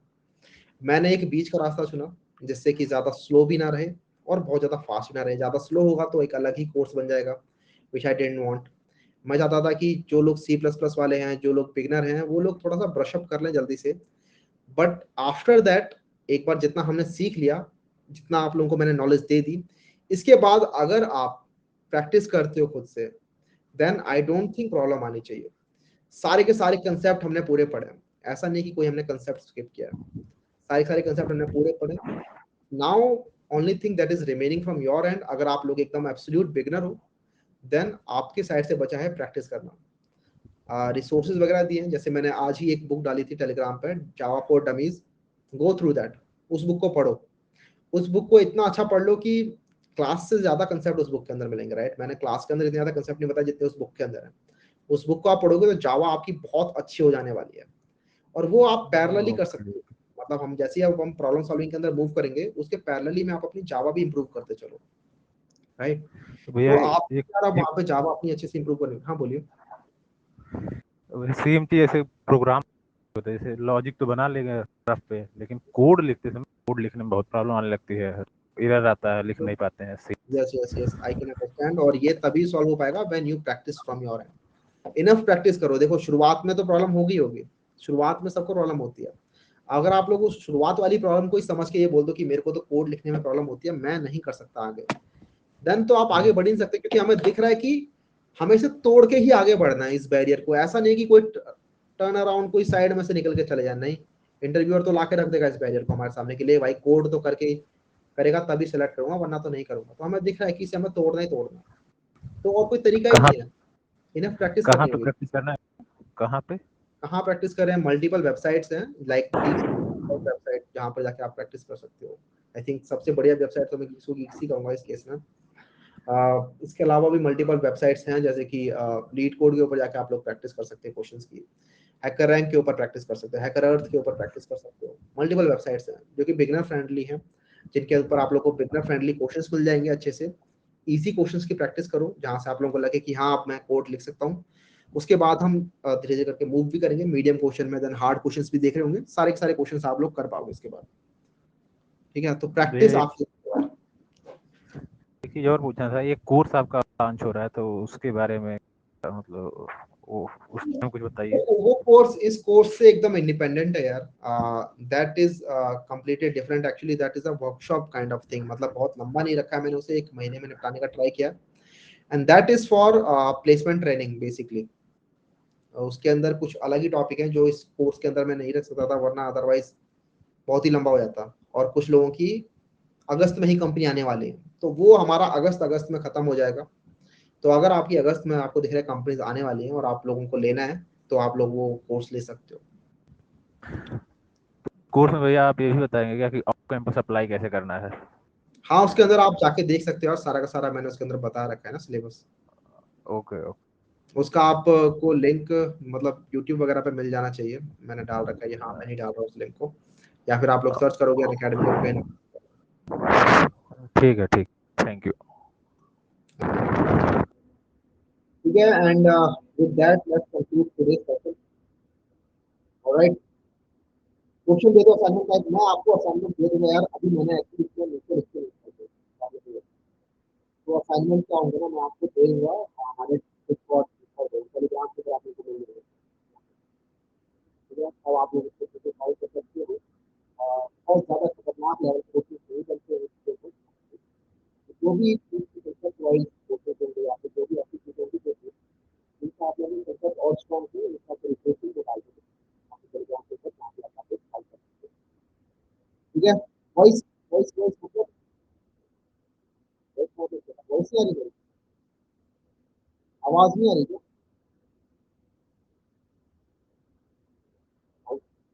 Then it's time to close the class, I think. Class ही हमें कह रहे हैं कि बंद करो। बाय बाय दिख रहा है।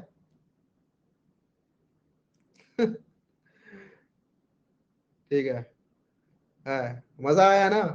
ठीक है, बाय। ज्यादा कुछ नहीं करता, बस मैं ये करता कि चलो चलते हैं। All right, okay everyone, have a good night, bye bye.